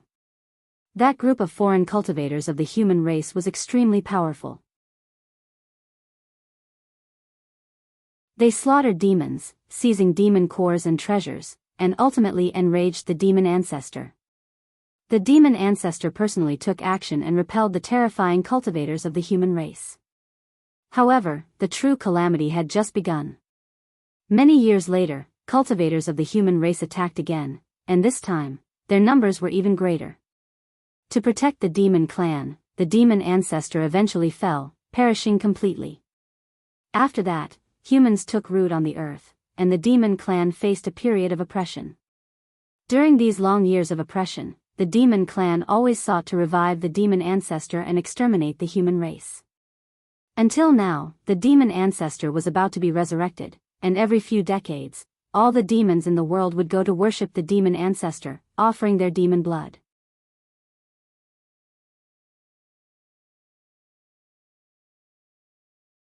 Chapter 151, Ridge of 10,000 Demons. Person of heavenly destiny. Listening to the legend of the demon ancestor, Guan felt an odd sensation within. So, the 9 dynasties on the continent were the invaders? No wonder the Holy Land didn't assist the 9 dynasties. But Guan didn't ponder too much. He wouldn't sympathize with the demon clan or blame the 9 dynasties over this. The fight for survival had never been defined by good and evil. Besides, there might have been other races on this continent before the demon clan emerged. The evolution of heaven and earth had always been about survival of the fittest, the old being replaced by the new. As a human, Guan naturally had to consider things from the perspective of the human race. If one had a sense of righteousness, one wouldn't annihilate the demon clan completely. In fact, the human race and demon clan could coexist. In the immortal cultivation world, the presence of demons was common. Demon pets had become an indispensable element for most cultivators. In some sects, powerful demon creatures could even become guardian deities, worshipped by cultivators. After Tian Yaoer finished speaking, she looked nervously at Guan and suddenly grabbed his left hand. "Master, can't humans and demons really coexist?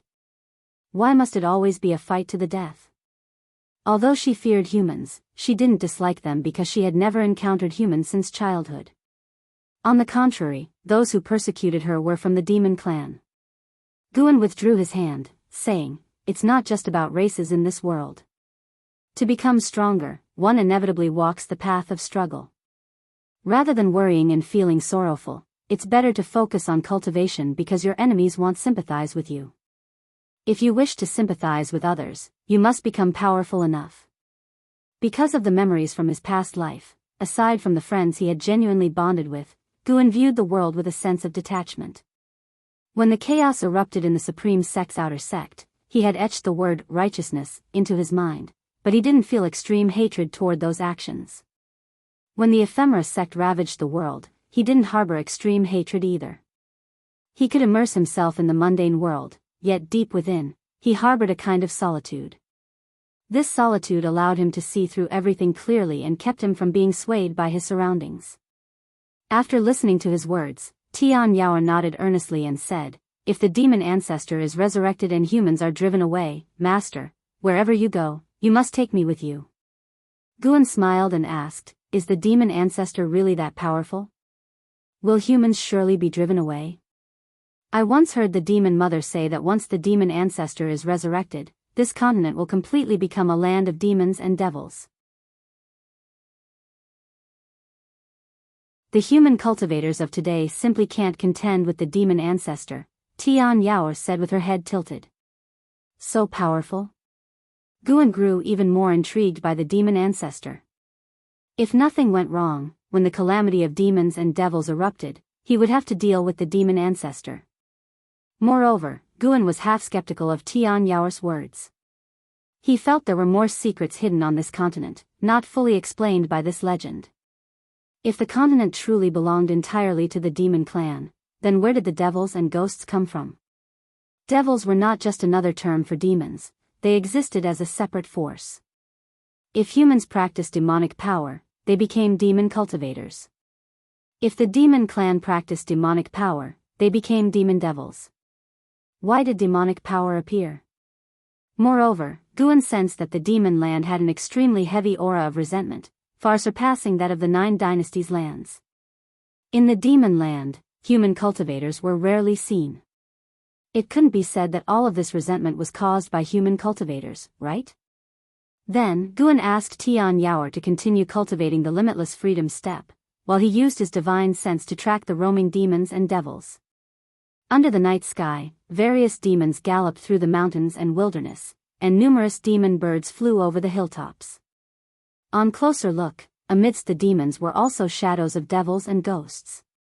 The difference between devil shadows and ghost shadows was that these devil shadows emanated demonic chi, like masses of black mist flying by. Guan's divine sense tracked them over a distance of millions of miles, witnessing an ever-increasing number of demons and devils. Along the way, the number of demons and devils reached a level that even made a Nirvana realm cultivator like him shiver. If the calamity of demons and devils truly erupted and he didn't intervene, the 9 dynasties' territories would likely be swiftly overrun. Approaching the depths of the demon land, Guan also sensed the aura of mystic heart realm demon devils. These demon devils were not stirred by the tide of demons and still remained in their respective caves. Eventually, Guan's divine sense halted within a cluster of volcanoes. Here, lava spread everywhere, the night sky covered in hot, thick smoke, and some volcanoes continuously erupted, spectacular and terrifying. According to the map provided by Su Lu, this should be the Ridge of 10,000 Demons, deep within the continent. The Ridge of 10,000 Demons had over 10,000 volcanoes, housing countless demon kings, with an uncountable number of demon devils. The author of Chronicles of the World passed through here but dared not delve deeper because the overwhelming demon energy filled him with dread. He learned about the Ridge of 10,000 Demons by capturing and interrogating a demon creature. Guan could feel the aura of thousands of Unification Realm beings and more than 20 Mystic Heart Realm beings, including a Great Ascension Realm presence, here. At this moment, countless demon devils within the Ridge of 10,000 Demons were also rushing northward. Guan didn't continue probing north, not because his divine sense couldn't extend further, but because there were already Great Ascension Realm demon devils here. The demon ancestor was likely beyond the Great Ascension Realm. Reflecting on the legend mentioned by Tian Yao, it seemed highly probable. The blood of a Great Ascension being wasn't that extraordinary, but a Nirvana realm being was different. Their essence of life had already transformed, just like Guan's blood was no longer mundane. Guan didn't want to alert the enemy. After all, the calamity of demons wasn't happening tomorrow. He still had time to extend his lifespan. Once his lifespan reached 10 million years, his strength would experience a significant leap. Maintain composure. The advantage was on his side. Guan retracted his divine sense and continued guiding Tian Yaoer in her cultivation. Spring passed, autumn came, and 3 more years went by. One afternoon, the 82-year-old Guan transformed into a small figure clad in white and arrived at the North Sea Mountain to visit Sage Xianmiao. Sage Xianmiao had been left to his own devices. Guan only visited every few months, and Sage Xianmiao had gotten used to it. He spent his days cultivating in the mountain god temple, living quite comfortably. Upon his arrival, Guan noticed there was someone else outside the temple, and it was someone familiar. And Hao stood side by side with Sage Xianmiao on the edge of a hillside, together overlooking the vast North Sea. It seemed the two shared a good relationship, forged from their unrecognized encounters during the Golden List tournament. And Hao had already broken through to the first layer of the nascent soul realm, and he wasn't yet 50 years old. It looked like Hao had great potential to surpass the breakthrough speed of Li Xiandao. Your cultivation speed is already fast enough. What you need now is to calm your mind, Sage Xianmiao said, his tone rather helpless.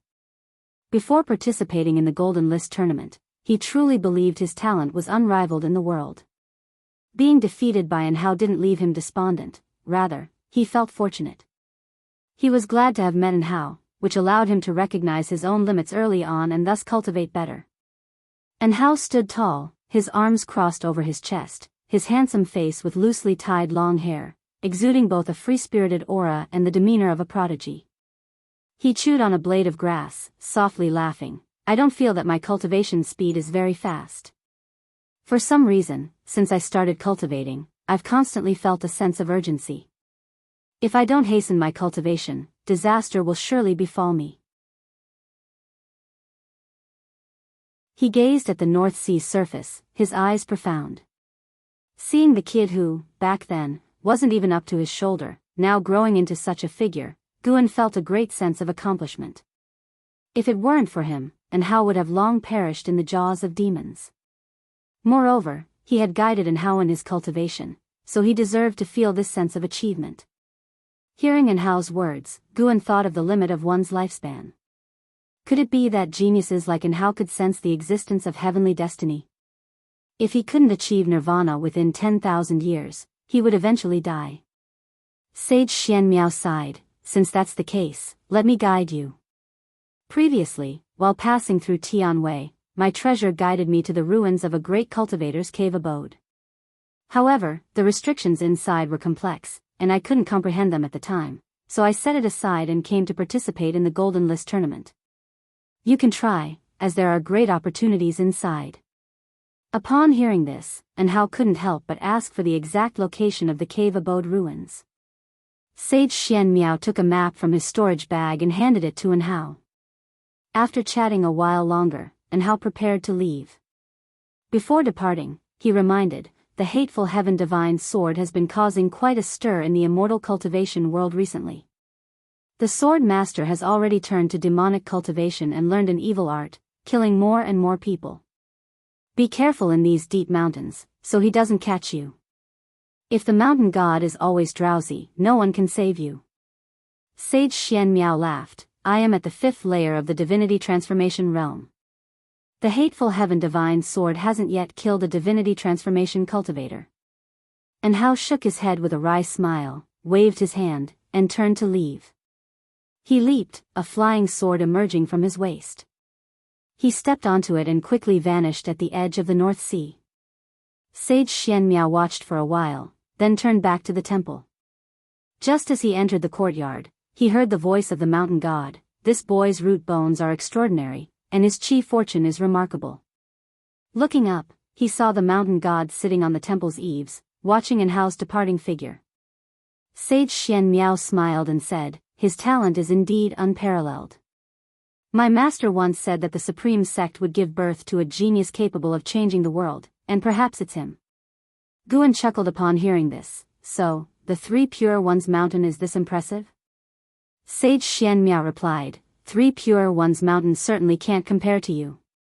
Though the Daoist tradition has existed for over 10,000 years, our masters have mastered some prediction techniques.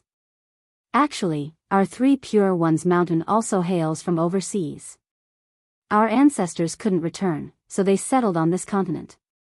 He began introducing Three Pure Ones Mountain, and Guan listened attentively. Just the divine reaching mystic gate alone was enough to make him regard Three Pure Ones Mountain highly. By the way, our Li family also has a person of heavenly destiny, brimming with chi fortune. This person should also be a disciple of the Supreme Sect, though he has not yet showcased his talent. When he encounters a great opportunity, he might soar to the heavens and rival Anhao. I'm looking forward to that day, Sage Xianmiao said, gazing up at Guan with an expectant expression. Guan curiously asked, do you have a clear calculation on the person of heavenly destiny? It's hard to pin down in calculation, but it should be him. Other Li family disciples' talents aren't outstanding enough. Sage Xianmiao shook his head. Guan knew who he was talking about. The most talented disciple of the Li family in the Supreme Sect could only be Li Ya. But in truth, Li Zuando's talent was even more terrifying. Perhaps Li Xiandao was the true person of heavenly destiny in the Li family. From the current trend, Li Xiandao indeed had the talent to rival Anhao.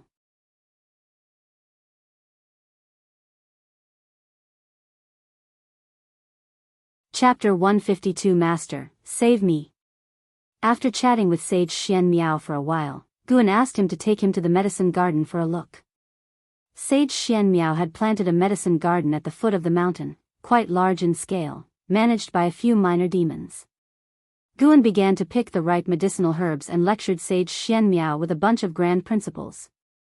Sage Xianmiao listened very attentively to the principles of the mountain god, feeling that every word contained the true meaning of Tao.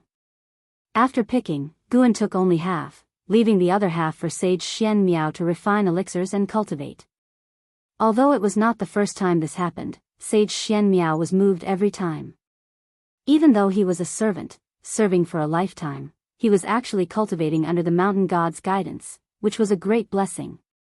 Sage Xianmiao felt that the mountain god had an important mission to entrust to him, because the mountain god said, when heaven is about to bestow a great responsibility on a man, it first exercises his mind, toils his bones, starves his body, empties him of possession, and disturbs his deeds. The planting of medicinal herbs might not be something the mountain god needed, but rather a way to temper his character. Regarding the mission that the mountain god wanted to pass on to him, he had a bold guess, and every time he thought of it, he couldn't help but feel restless and tried not to think about it. The medicine garden of the mountain god temple had not yet become a stable source of lifespan for Guan. He now mainly relied on Mystic Valley, 8 scenic caves, 3rd Medicine Valley, Tianya Valley, and Nianchu Cave. Each year, he could obtain nearly 200,000 years of lifespan, although there were occasional fluctuations. His lifespan had already exceeded 5,600,000 years. If nothing unexpected happened, he would reach 10 million years in 20 years. The great calamity of the demons and monsters was unlikely to erupt within 20 years. According to the predictions within the Supreme Sect, it would take at least 50 years for the great calamity of the demons and monsters to erupt. After returning to Mystic Valley, Guan continued to act as an ordinary disciple. It was worth mentioning that Gu Zong had already promoted Guan to an inner sect disciple, but Guan still preferred to wander around the outer city. He had many friends in the outer sect. He was a nostalgic person. Just like that, another year passed. Summer arrived. Guan was practicing calligraphy in a pavilion in Mystic Valley. While practicing, he was also contemplating the profound formations in the Ziwei Array Chronicles.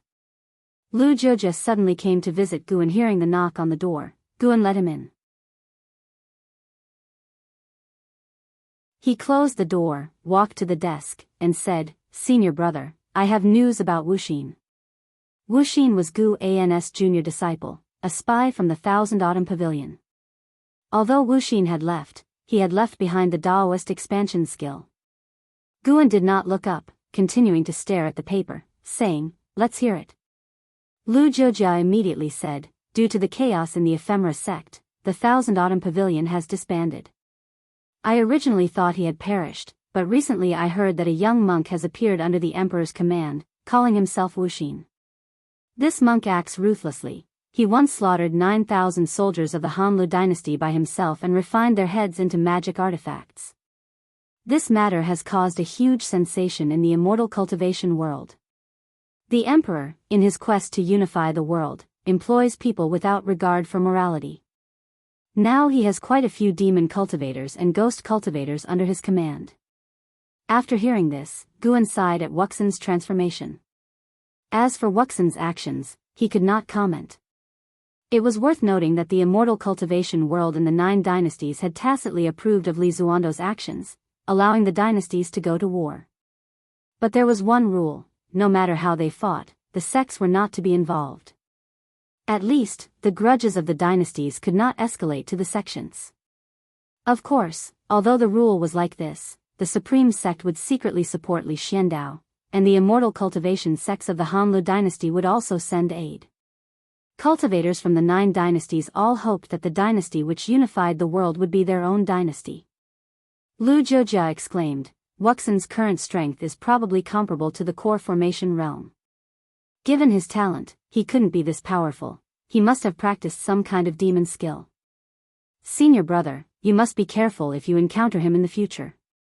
He had once strayed onto the demon path and deeply understood the feeling of falling into the demon path, where one would stop at nothing to become stronger. In that state, only oneself was important in their heart. Guan nodded, saying, "Don't worry, I normally won't leave the Supreme Sect's territory." He certainly won't dare to come. The Supreme Sect was flourishing. The influence of the Golden List Conference and the works of Pan brought in more and more disciples to the Supreme Sect. Many powerful loose cultivators also joined the Supreme Sect. Each passing year saw a significant increase in the Supreme Sect's strength on paper. The most noticeable point was that Guan rarely saw demon cultivators infiltrate the Supreme Sect anymore. After speaking about this matter, Lu Jiujia no longer disturbed Guan. Guan continued practicing calligraphy, thinking that he could showcase his penmanship in the next book. Such beautiful calligraphy should not be hidden for personal admiration. Perhaps I am not a genius in immortal cultivation, but I am definitely a genius in calligraphy. Guan praised himself in his heart, feeling increasingly joyful. At that moment, he suddenly felt someone calling him. He thought it was Sage Xianmiao, but sweeping his divine sense, he realized Sage Xianmiao was meditating. He carefully sensed it and discovered that the call was not from the mountain god. It was, "Master, save me." Under the blue sky and white clouds, hundreds of cultivators floated among the mountains, facing a mountain wall and continuously casting spells. No matter how their spiritual power attacked, they could not shake the mountain wall. Each time it was attacked, the mountain wall would reveal a layer of blue light, blocking all attacks. An elder flew to the side of a purple-robed man who had not taken action, saying in a deep voice, "Your Highness, the restriction here is too strong. Even I, a void-crossing realm cultivator, cannot break it." The purple-robed man was a prince of the Tianwei dynasty, named Xizong, with cultivation in the first layer of the divinity transformation realm. Xizong's expression was indifferent as he spoke, "Continue attacking. Even if we cannot break it, we must frighten that kid. My master will arrive soon. Also, have a group spread out to prevent that kid from escaping. He is the Golden List champion of the Supreme Sect. If he escapes this time, it will be difficult to capture him again. Once he grows stronger, he will be a great trouble for Tianwei." "Yes." The elder accepted the order and left immediately. Meanwhile, inside the mountain wall, through a winding tunnel, in a spacious cave chamber, and Hao was meditating to heal his injuries. Beside him stood a young woman in yellow clothing, richly dressed, with a beautiful face. "Hey, my second brother's master is at the Mystic Heart Realm. He is the Supreme Elder of Candle Sky Peak, the #1 sect of Tianwei. He will get what he wants. I advise you to open the mountain gate, let him in, and apologize. I can plead for mercy on your behalf to my second brother." The young woman in yellow clothing spoke. She was named Si Yenner, a princess of Tianwei. At this moment, she was standing still, speaking only with her mouth, her body stiff. A talisman paper was stuck to her shoulder. And Hao kept his eyes closed, ignoring her. His face was pale. He realized that the situation was critical. He had almost no hope of escaping alive. While healing, he thought of his master. His biggest wish was to see his master. Even knowing that his master was Sword Venerable Fudao, he still did not know his master's true identity. No one in the Supreme Sect knew who Sword Venerable Fudao really was, not even his second master LV Badian. Because of this, and Hao worked even harder in cultivation. His true master was stronger than the entire Supreme Sect. If he did not cultivate diligently, how could he satisfy his master? And Hao felt both unwillingness and a bit of shame. He hoped that in this critical moment, his master would come to save him. Although Zong had the cultivation of the divinity transformation realm, he could not really harm him. The troublesome thing was that Zong could call for help, and he brought a group of high-level cultivators. This made Hao feel very frustrated. He also had backing. If his master were here, he believed that no matter how many people Zong called, it would be useless. With Yener's incessant nagging, his mind was in disarray. Unable to help it, he opened his eyes, glared at Yener, and cursed, "If you keep talking, be careful I don't strip you and have my way with you before I die." At these words, Yener's face turned pale. She quickly shut her mouth, staring at him with large, aggrieved, and angry eyes. Cough, cough, and Hao's anger caused a backflow of blood, leading to a fit of coughing. He disliked spitting blood, so he swallowed the backflowed blood, enduring the discomfort. Soon, he calmed down and continued to practice and heal his wounds. An ancient hour later. Yener couldn't help but ask, "Hey, and Hao, do you think that statue is the statue of the cave owner?" Following her gaze, one could see a stone statue standing in the center of the cave chamber. It depicted an elderly man standing on a tortoise, holding a wooden staff, with a hunched back and a kindly face. Although it was a stone statue, it had a feeling of coming to life. With eyes closed, and Hao responded, "Perhaps." Suddenly, he thought of something and immediately stood up, walking to the statue. He began to circle the statue, carefully observing. "Did you discover something?" Yener asked curiously. And Hao did not answer her. At that moment, a terrifying pressure descended, halting in Hao's steps and turning his face pale. Yener was similarly frightened. "Master, you have finally arrived." From outside came Zong's delighted shout. He deliberately spoke loudly, clearly for Hao and Yener to hear. "I didn't expect this place to hide the grotto heaven remains of an ancient great cultivator. All of you, move aside." A cold voice rang out, and Hao's expression turned grim upon hearing it. Yener gloated, "Hey, are you afraid now? Quickly unseal me. Otherwise, when they break in, you will surely die." Rumble, the cave chamber shook violently, sand and dust fell, as if it would collapse at any moment. A terrifying divine sense had already penetrated inside, making Hao's heart jump and his forehead sweat. No matter how talented he was, he could not be a match for the Mystic Heart Realm. Not to mention Mystic Heart Realm, even a Void Crossing Realm could crush him. At this moment, Hao could not remain calm. He clenched his fists, inexplicably thinking of his master's figure. "Damn it, master, save me," Hao gritted his teeth, muttering under his breath. Yener laughed gleefully upon hearing this. "Isn't your master the sect leader of the Supreme Sect? It said he is only at the Unification Realm. He's not a match for my brother's master. Besides, he's far away in the Supreme Sect. He couldn't possibly come to save you." Hao glared at her, shouting angrily, "The master I speak of is not LV Badian." Yener pouted and asked, "Do you have a Mystic Heart Realm master then?" Hao could not answer because he had promised his master not to reveal his master's existence. At that moment, a hand pressed on Hao's shoulder, startling him. Then he heard a voice that made his eyes redden. "Silly disciple, it's only been how many years, and you're already calling for me to save you?"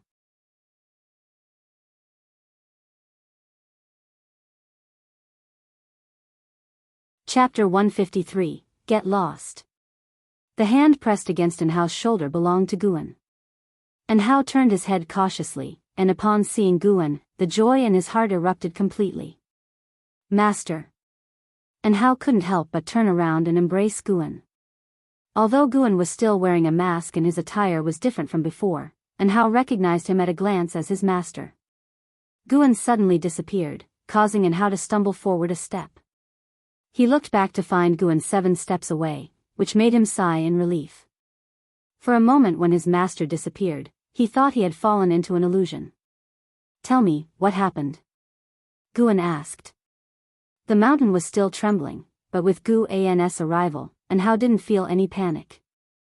Instead, he was very excited and began narrating the whole feud. Guan listened carefully. Not far away, Xianxia stared at Guan with eyes full of curiosity. This person is Anhao's master. How did he get in here? During his narration, Anhao couldn't resist using his divine sense to probe Guan's true face, but the power within the mask rebounded his divine sense, making him feel a thrill of fear. Guan remained silent, which made Anhao feel ashamed. He dared not offend his master any further and concentrated fully on recounting his grudge with Prince Xizong of the Tianwei dynasty. 2 months ago, he found this cave ruin site based on the map given by Sage Xianmiao. However, he couldn't enter it. After struggling for a month, he went out for further training and then met Xizong and Xianxia. Xizong had participated in the Golden List competition back in the day and even made it to the top 10. The two had been rivals. Upon meeting again, they hit it off, making Anhao think he had made a close friend like Sage Xianmiao. So, the three shared pleasant times traveling and sightseeing. Later, Anhao shared the opportunity with Xizong and his sister. Unexpectedly, Xizong had always held a grudge for losing to Anhao. Learning that Anhao came for the opportunity, he planned to capture Anhao. After a fierce battle, both were seriously injured, and Anhao abducted Xianxia. Anhao brought Xianxia back here. During their argument, they accidentally triggered a mechanism, revealing the cave entrance in the mountain wall. Just as they were about to enter, they didn't expect Xizong to catch up so quickly, with even a void-crossing realm cultivator accompanying him. Anhao was severely injured by an ambush while bringing Xianxia into the cave. Fortunately, the cave entrance closed in time, saving him from further danger. After Anhao finished speaking, he was very angry and cursed, "That dog Xizong. I trusted him so much, I must have been blind." Xianxia pursed her lips but didn't speak up for Xizong, as she also disapproved of his actions. Boom! An explosion echoed from the cave passage, followed by a gust of wind that ruffled the robes of the three. Guan then looked at the statue in the center of the cave chamber, deep in thought. Footsteps sounded, and Anhao didn't panic. He moved next to Xianxia, preparing to use her as a hostage. Let her go. There's no need to use a woman as a threat, it's meaningless. Guan's voice rang out. Xianxia immediately beamed, quickly saying, "Thank you, Senior, you are indeed wise." Anhao glared at her but obediently removed the talisman paper from her body. As soon as the talisman paper was removed, Xianxia regained control of her body and sighed in relief. She didn't run toward the cave passage but stood beside Anhao. Just then, a group of cultivators came through the cave entrance, led by Xizong. Behind him was a man in a black robe with golden patterns, an imposing presence, half-white hair, a handsome face, and cold eyes exuding an indescribable pressure. Xizong's gaze fell on Guan, his brows furrowing. He raised his hand in greeting and asked, "May I ask who you are, Daoist friend, and why are you here?" Xianxia spoke up, "Second brother, he's Anhao's master. Let's end this matter here." Master? Xizong's frown deepened, and he asked, "Are you sect master LV?" Guan glanced at the black-robed man behind Xizong and performed lifespan detection.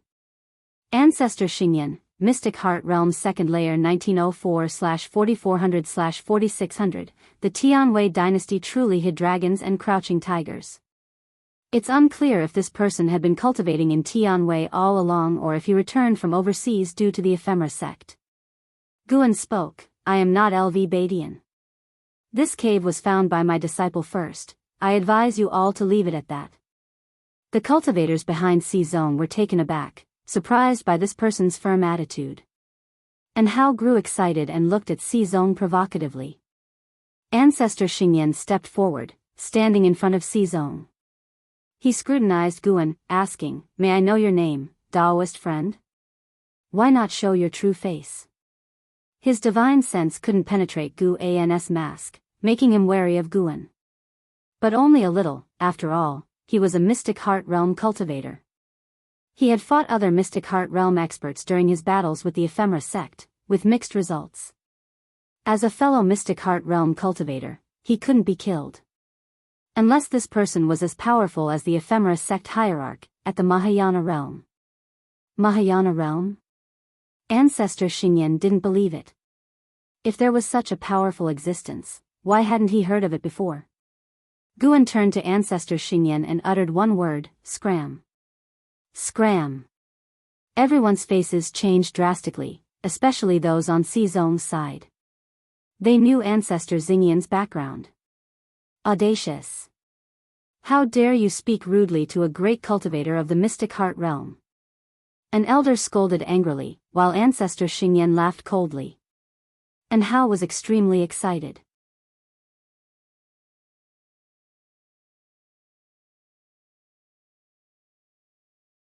The strong light shone on their faces, and it seemed like a sun was forming in their eyes, growing larger. Upon closer inspection, a mass of strong light appeared on the mountain wall where the strange words were, expanding as if a gate to an exotic world was opening. The statue suddenly raised the stone staff in its hand and lightly tapped it.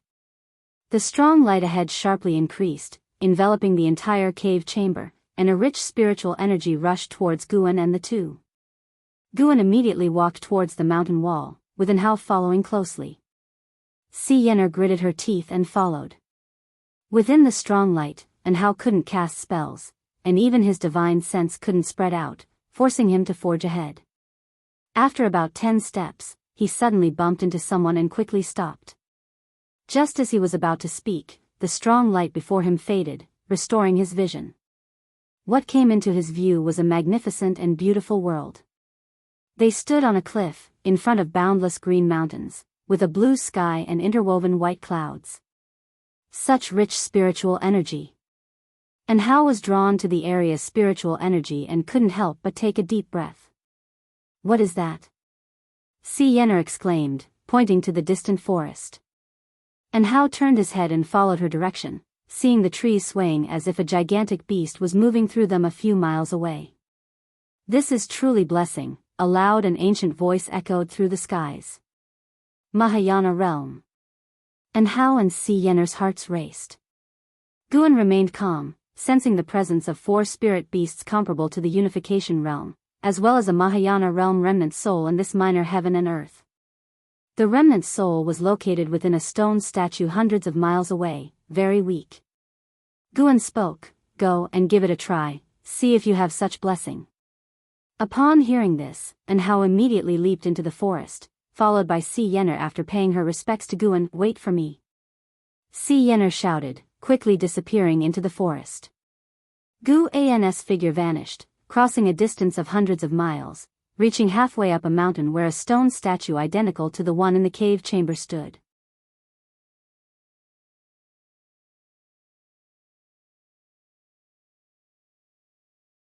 Chapter 154. Gathering ascenders on the hillside, a gentle breeze blew, rustling Guan's robe as he stared at the stone statue in front of him.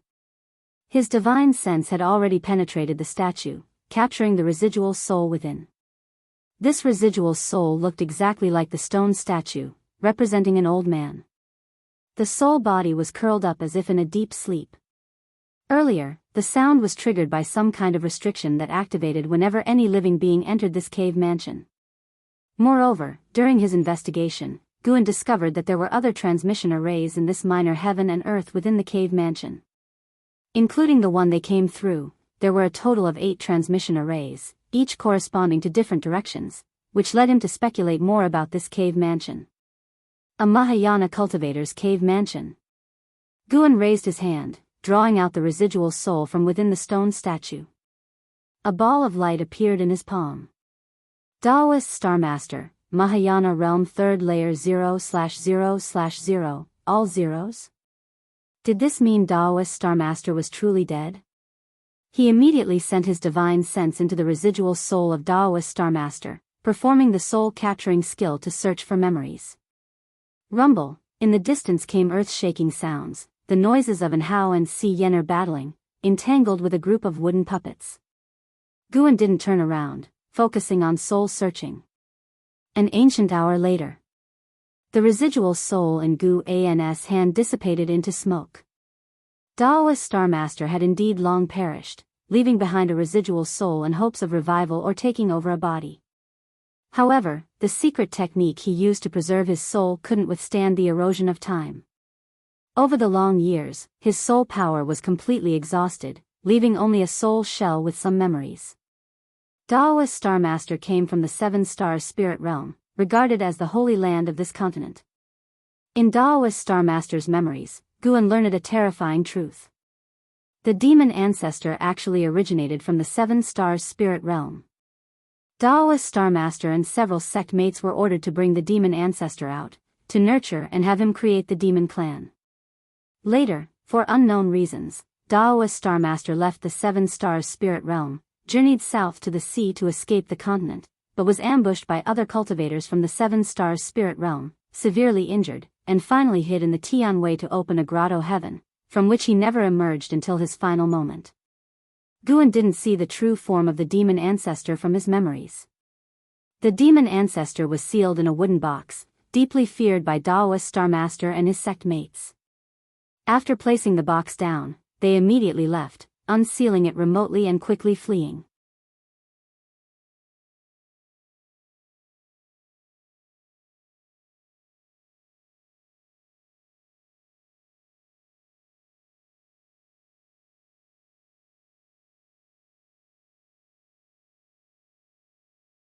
Chapter 155 Shattering Void. Engagements. Wolin's words made Dixie's expression suddenly unnatural, but what Wolin said next left him not knowing whether to laugh or cry. You must be a genius.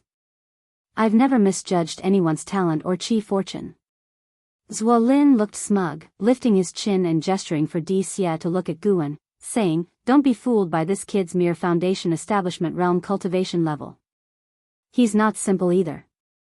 In fact, my judgment has proved correct. He's now a golden list genius. Guan walked over, resignedly saying, What sort of genius am I? Making it onto the golden list was just good luck. Zwolin pulled Guan to sit down and then had Dixie and Guan introduce themselves to each other. Dixie was very composed and treated Guan quite well, showing none of the airs of a guest elder. Zwolin was very interested in Dixie, and upon hearing that Dixie wanted to learn about Sword Venerable Fudao, he didn't hide anything and began telling stories of Sword Venerable Fudao's exploits. Dixie listened attentively. Before he came, he had heard that the #1 cultivator of the 9 dynasties was either the Taoist of Immortality from 3 Pure Ones Mountain or the Sword Venerable Fudao from Supreme Sect. Among them, Sword Venerable Fudao was the most mysterious. Though he had repeatedly aided the Supreme Sect, no one knew his true identity. Guan found it amusing to listen to Zwolin boast about his other identity. At the same time, he was also observing Dixie.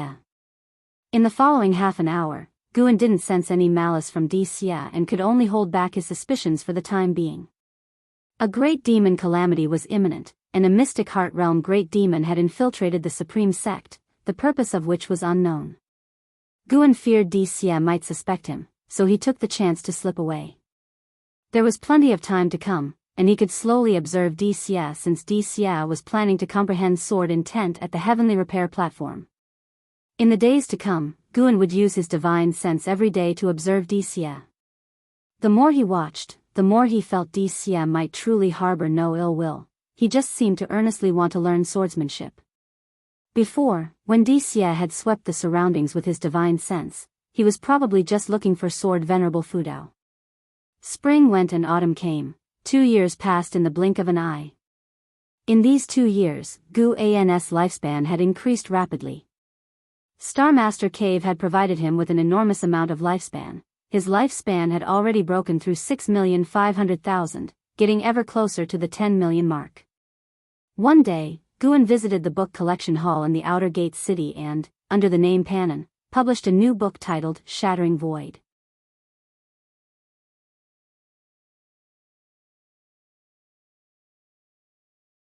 Half a lifetime later, Guan had never sought his help. Instead, Di began to owe Guan favors.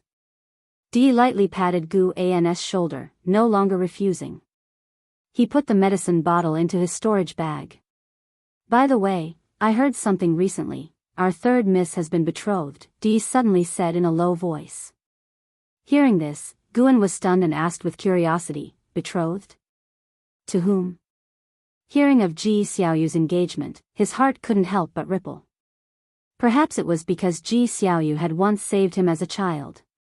Even after growing up, Ji Xiaoyu had been kind to him, not treating him like a house servant and giving him many things to help with his cultivation. Could even such a girl of heavenly pride not escape an arranged marriage? Thinking of this, Guan felt quite emotional. Di shook his head and said, "How would I know? But it seems that only the engagement is set, there's no date for the wedding yet. I think the young master and the others are very happy, so the other party must be quite significant. That's a given, being able to marry into the Ji family is beyond our imagination," Guan said with a laugh. The two of them chatted for a bit more, and then Guan bid farewell to Du Yi. He didn't go back to Medicine Valley but continued to wander around the city. The book collection hall acted quickly, and in less than a month, Shattering Void appeared in the book collection halls of various cities. Riding on the reputation accumulated from investiture of the gods and Supreme Immortal Venerable, Pan's new book caused a sensation as soon as it hit the shelves, sweeping through the Supreme Sect. A month later, the name Shattering Void had spread throughout the Taitsong immortal cultivation world and started reaching the other 8 dynasties. Lu Lingjun also bought the book, and as soon as she finished reading, she went straight to Guan. "It's written quite well. The male protagonist harbors a great demon inside him that leads the way on his journey of immortal cultivation despite his mediocre talent," but Lu Lingjun frowned as she spoke. "What but?" asked Guan. "Why is it called Shattering Void?" She stared intently at Guan, as if trying to see through him. Guan responded with a puzzled look. "Didn't you say that ascending is your pursuit in your homeland? Doesn't Shattering Void appeal to you?" Hearing this, Lu Lingjun couldn't help but nod, saying, "Indeed, it's very appealing." "Then you should continue writing it well." She mocked herself internally. How could this kid have guessed that she was an ascender? Then, they started discussing the book Shattering Void, and Lu Lingjun made many demands.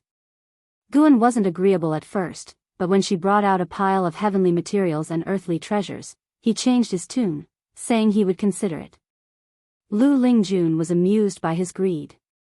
After Lu Lingjun left, he took out Daoist Xuanxuan and started to read.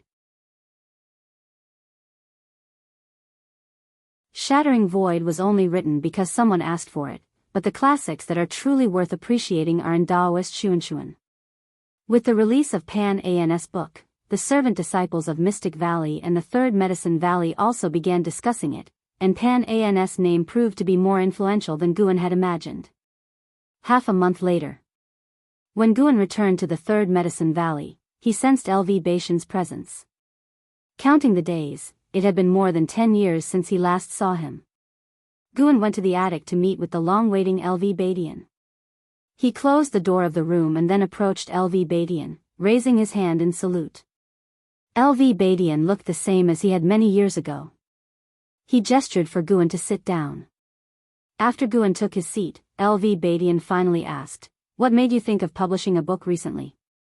"It was a spur-of-the-moment thing." "Did you read it too?" replied Guan. "I did." "It's not as good as Investiture." "That's true," Guan said sincerely. He believed that himself. LV Baitian changed the subject abruptly. "Is Su Han your disciple?" Upon hearing this, Guan feigned nervousness and asked, "He used to be." "What about him?" LV Baitian stared at Guan and said, "He has also cultivated the Defying Fate divine skill." "What?" Guan was visibly shocked. He hastened to explain, "I didn't teach it to him. Over these years, I haven't even seen him." Since LV Badian had passed the Defying Fate divine skill to Guan, he had barely practiced it because he couldn't abandon his cultivation to start over. LV Badian snorted and said, "Of course, I know you didn't pass it on. As a matter of fact, I didn't create the Defying Fate divine skill either. I also received it from someone else. I can tell you directly that Defying Fate divine skill comes from the Ephemera sect. Now that Su Han has also learned it, it indicates that the remnants of the Ephemera sect have not been completely eradicated." Gu An's eyes widened, displaying a look of disbelief. He thought of the 9 Nether 13 evil and the ghost mother of Ephemera. Could it be that they had approached Su Han? "Sect leader, you," Guan looked at LV Badian, unsure of what to say, a mix of emotions crossing his face. He really wanted to say, "I also have an identity concerning the Ephemera sect. I am the sect hierarch of the Ephemera sect." LV Badian chuckled, "Don't worry. I just have karma with the Ephemera sect. I don't actually come from there. In my youth, I made a Daoist friend who was from the Ephemera sect. Before she died, she passed the Defying Fate divine skill on to me. It is because of this skill that I could achieve what I have. Don't talk about this past to anyone. If you do, I surely won't be able to hold on to my position as sect leader. Ever since the Supreme Elders returned, my position has become increasingly unstable." He concluded with a self-deprecating laugh.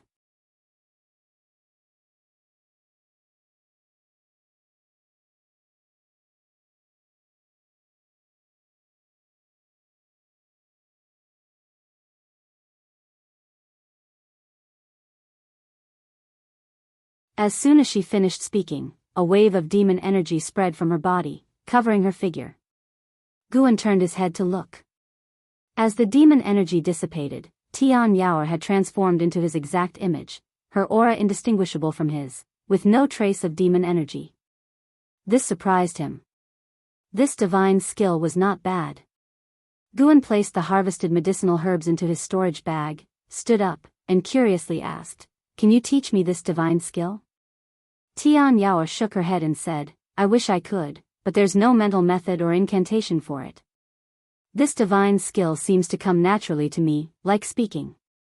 It's very easy for me to use, but I don't know how to teach it." She transformed back into her previous appearance, demon energy swirling, and clutched Gu An's mask. Guan took a step back, and Tian Yaoer, in red, placed her hands on her hips and laughed proudly. "Master, how was it? Isn't my divine skill amazing?" Her bright eyes turned into 2 crescent moons with joy, making Guan unable to resist reaching out to pat her head, ruffling her hair. After praising Tian Yaoer a few times, Guan had her return to her cultivation. Guan rarely visited, so Tian Yaoer didn't want to cultivate and instead stayed by his side, chattering incessantly about trivial matters, like a crooked flower or bumping into a tree while practicing the limitless freedom step. She could only stay in Yanshu cave, with no contact with other demon creatures, so if it were Guan, he wouldn't have so much to talk about. Guan didn't get annoyed. On the contrary, he listened attentively, occasionally responding, which made Tian Yaoer even happier. For a long while, Tian Yaoer followed Guan to a stone table, where he took out bottles of elixirs for her cultivation, instructing her on how to take them. "Once you master the limitless freedom step, I can take you out for a walk." Guan looked at Tian Yaoer and said seriously. Having stayed in Yanshu cave for so many years, Tian Yaoer never requested to go out. Her attitude towards the medicinal herbs was very serious too, at least Guan couldn't find any fault in her. Guan had already accepted Tian Yaoer, no longer seeing her as a mere demon slave. Tian Yaoer wasn't too excited. Instead, she pouted and said, "The limitless freedom step is too hard. Who knows how many years I'll need to master it. Even the Heaven Phoenix Demon Mother didn't achieve her power in just a few decades. The strong beings in this world have all endured long lonely years before they could act as they pleased." Guan said earnestly. Tian Yaoer nodded and said, "I understand, I'll definitely work hard in my cultivation." Guan noticed that she no longer kept talking about revenge. He wondered if she kept it in her heart or had given up on the idea. He didn't leave immediately but sat down and started explaining the primordial earth immortal skill to Tian Yaoer.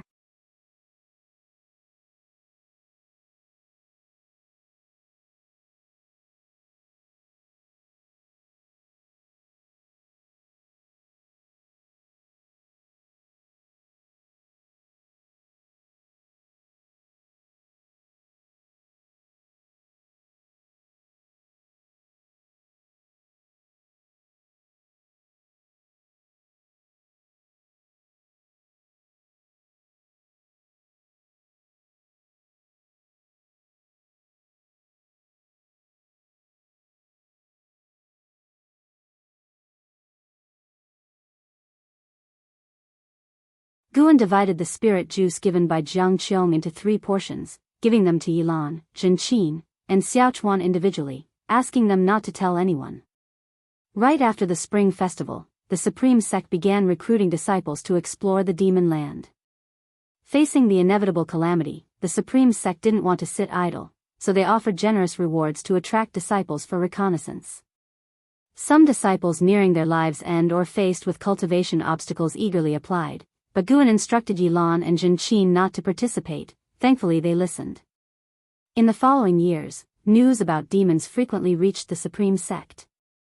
Demons increased across the 9 dynasties, clearly a precursor to the demon calamity. Time flew like a white steed's shadow passing a crevice.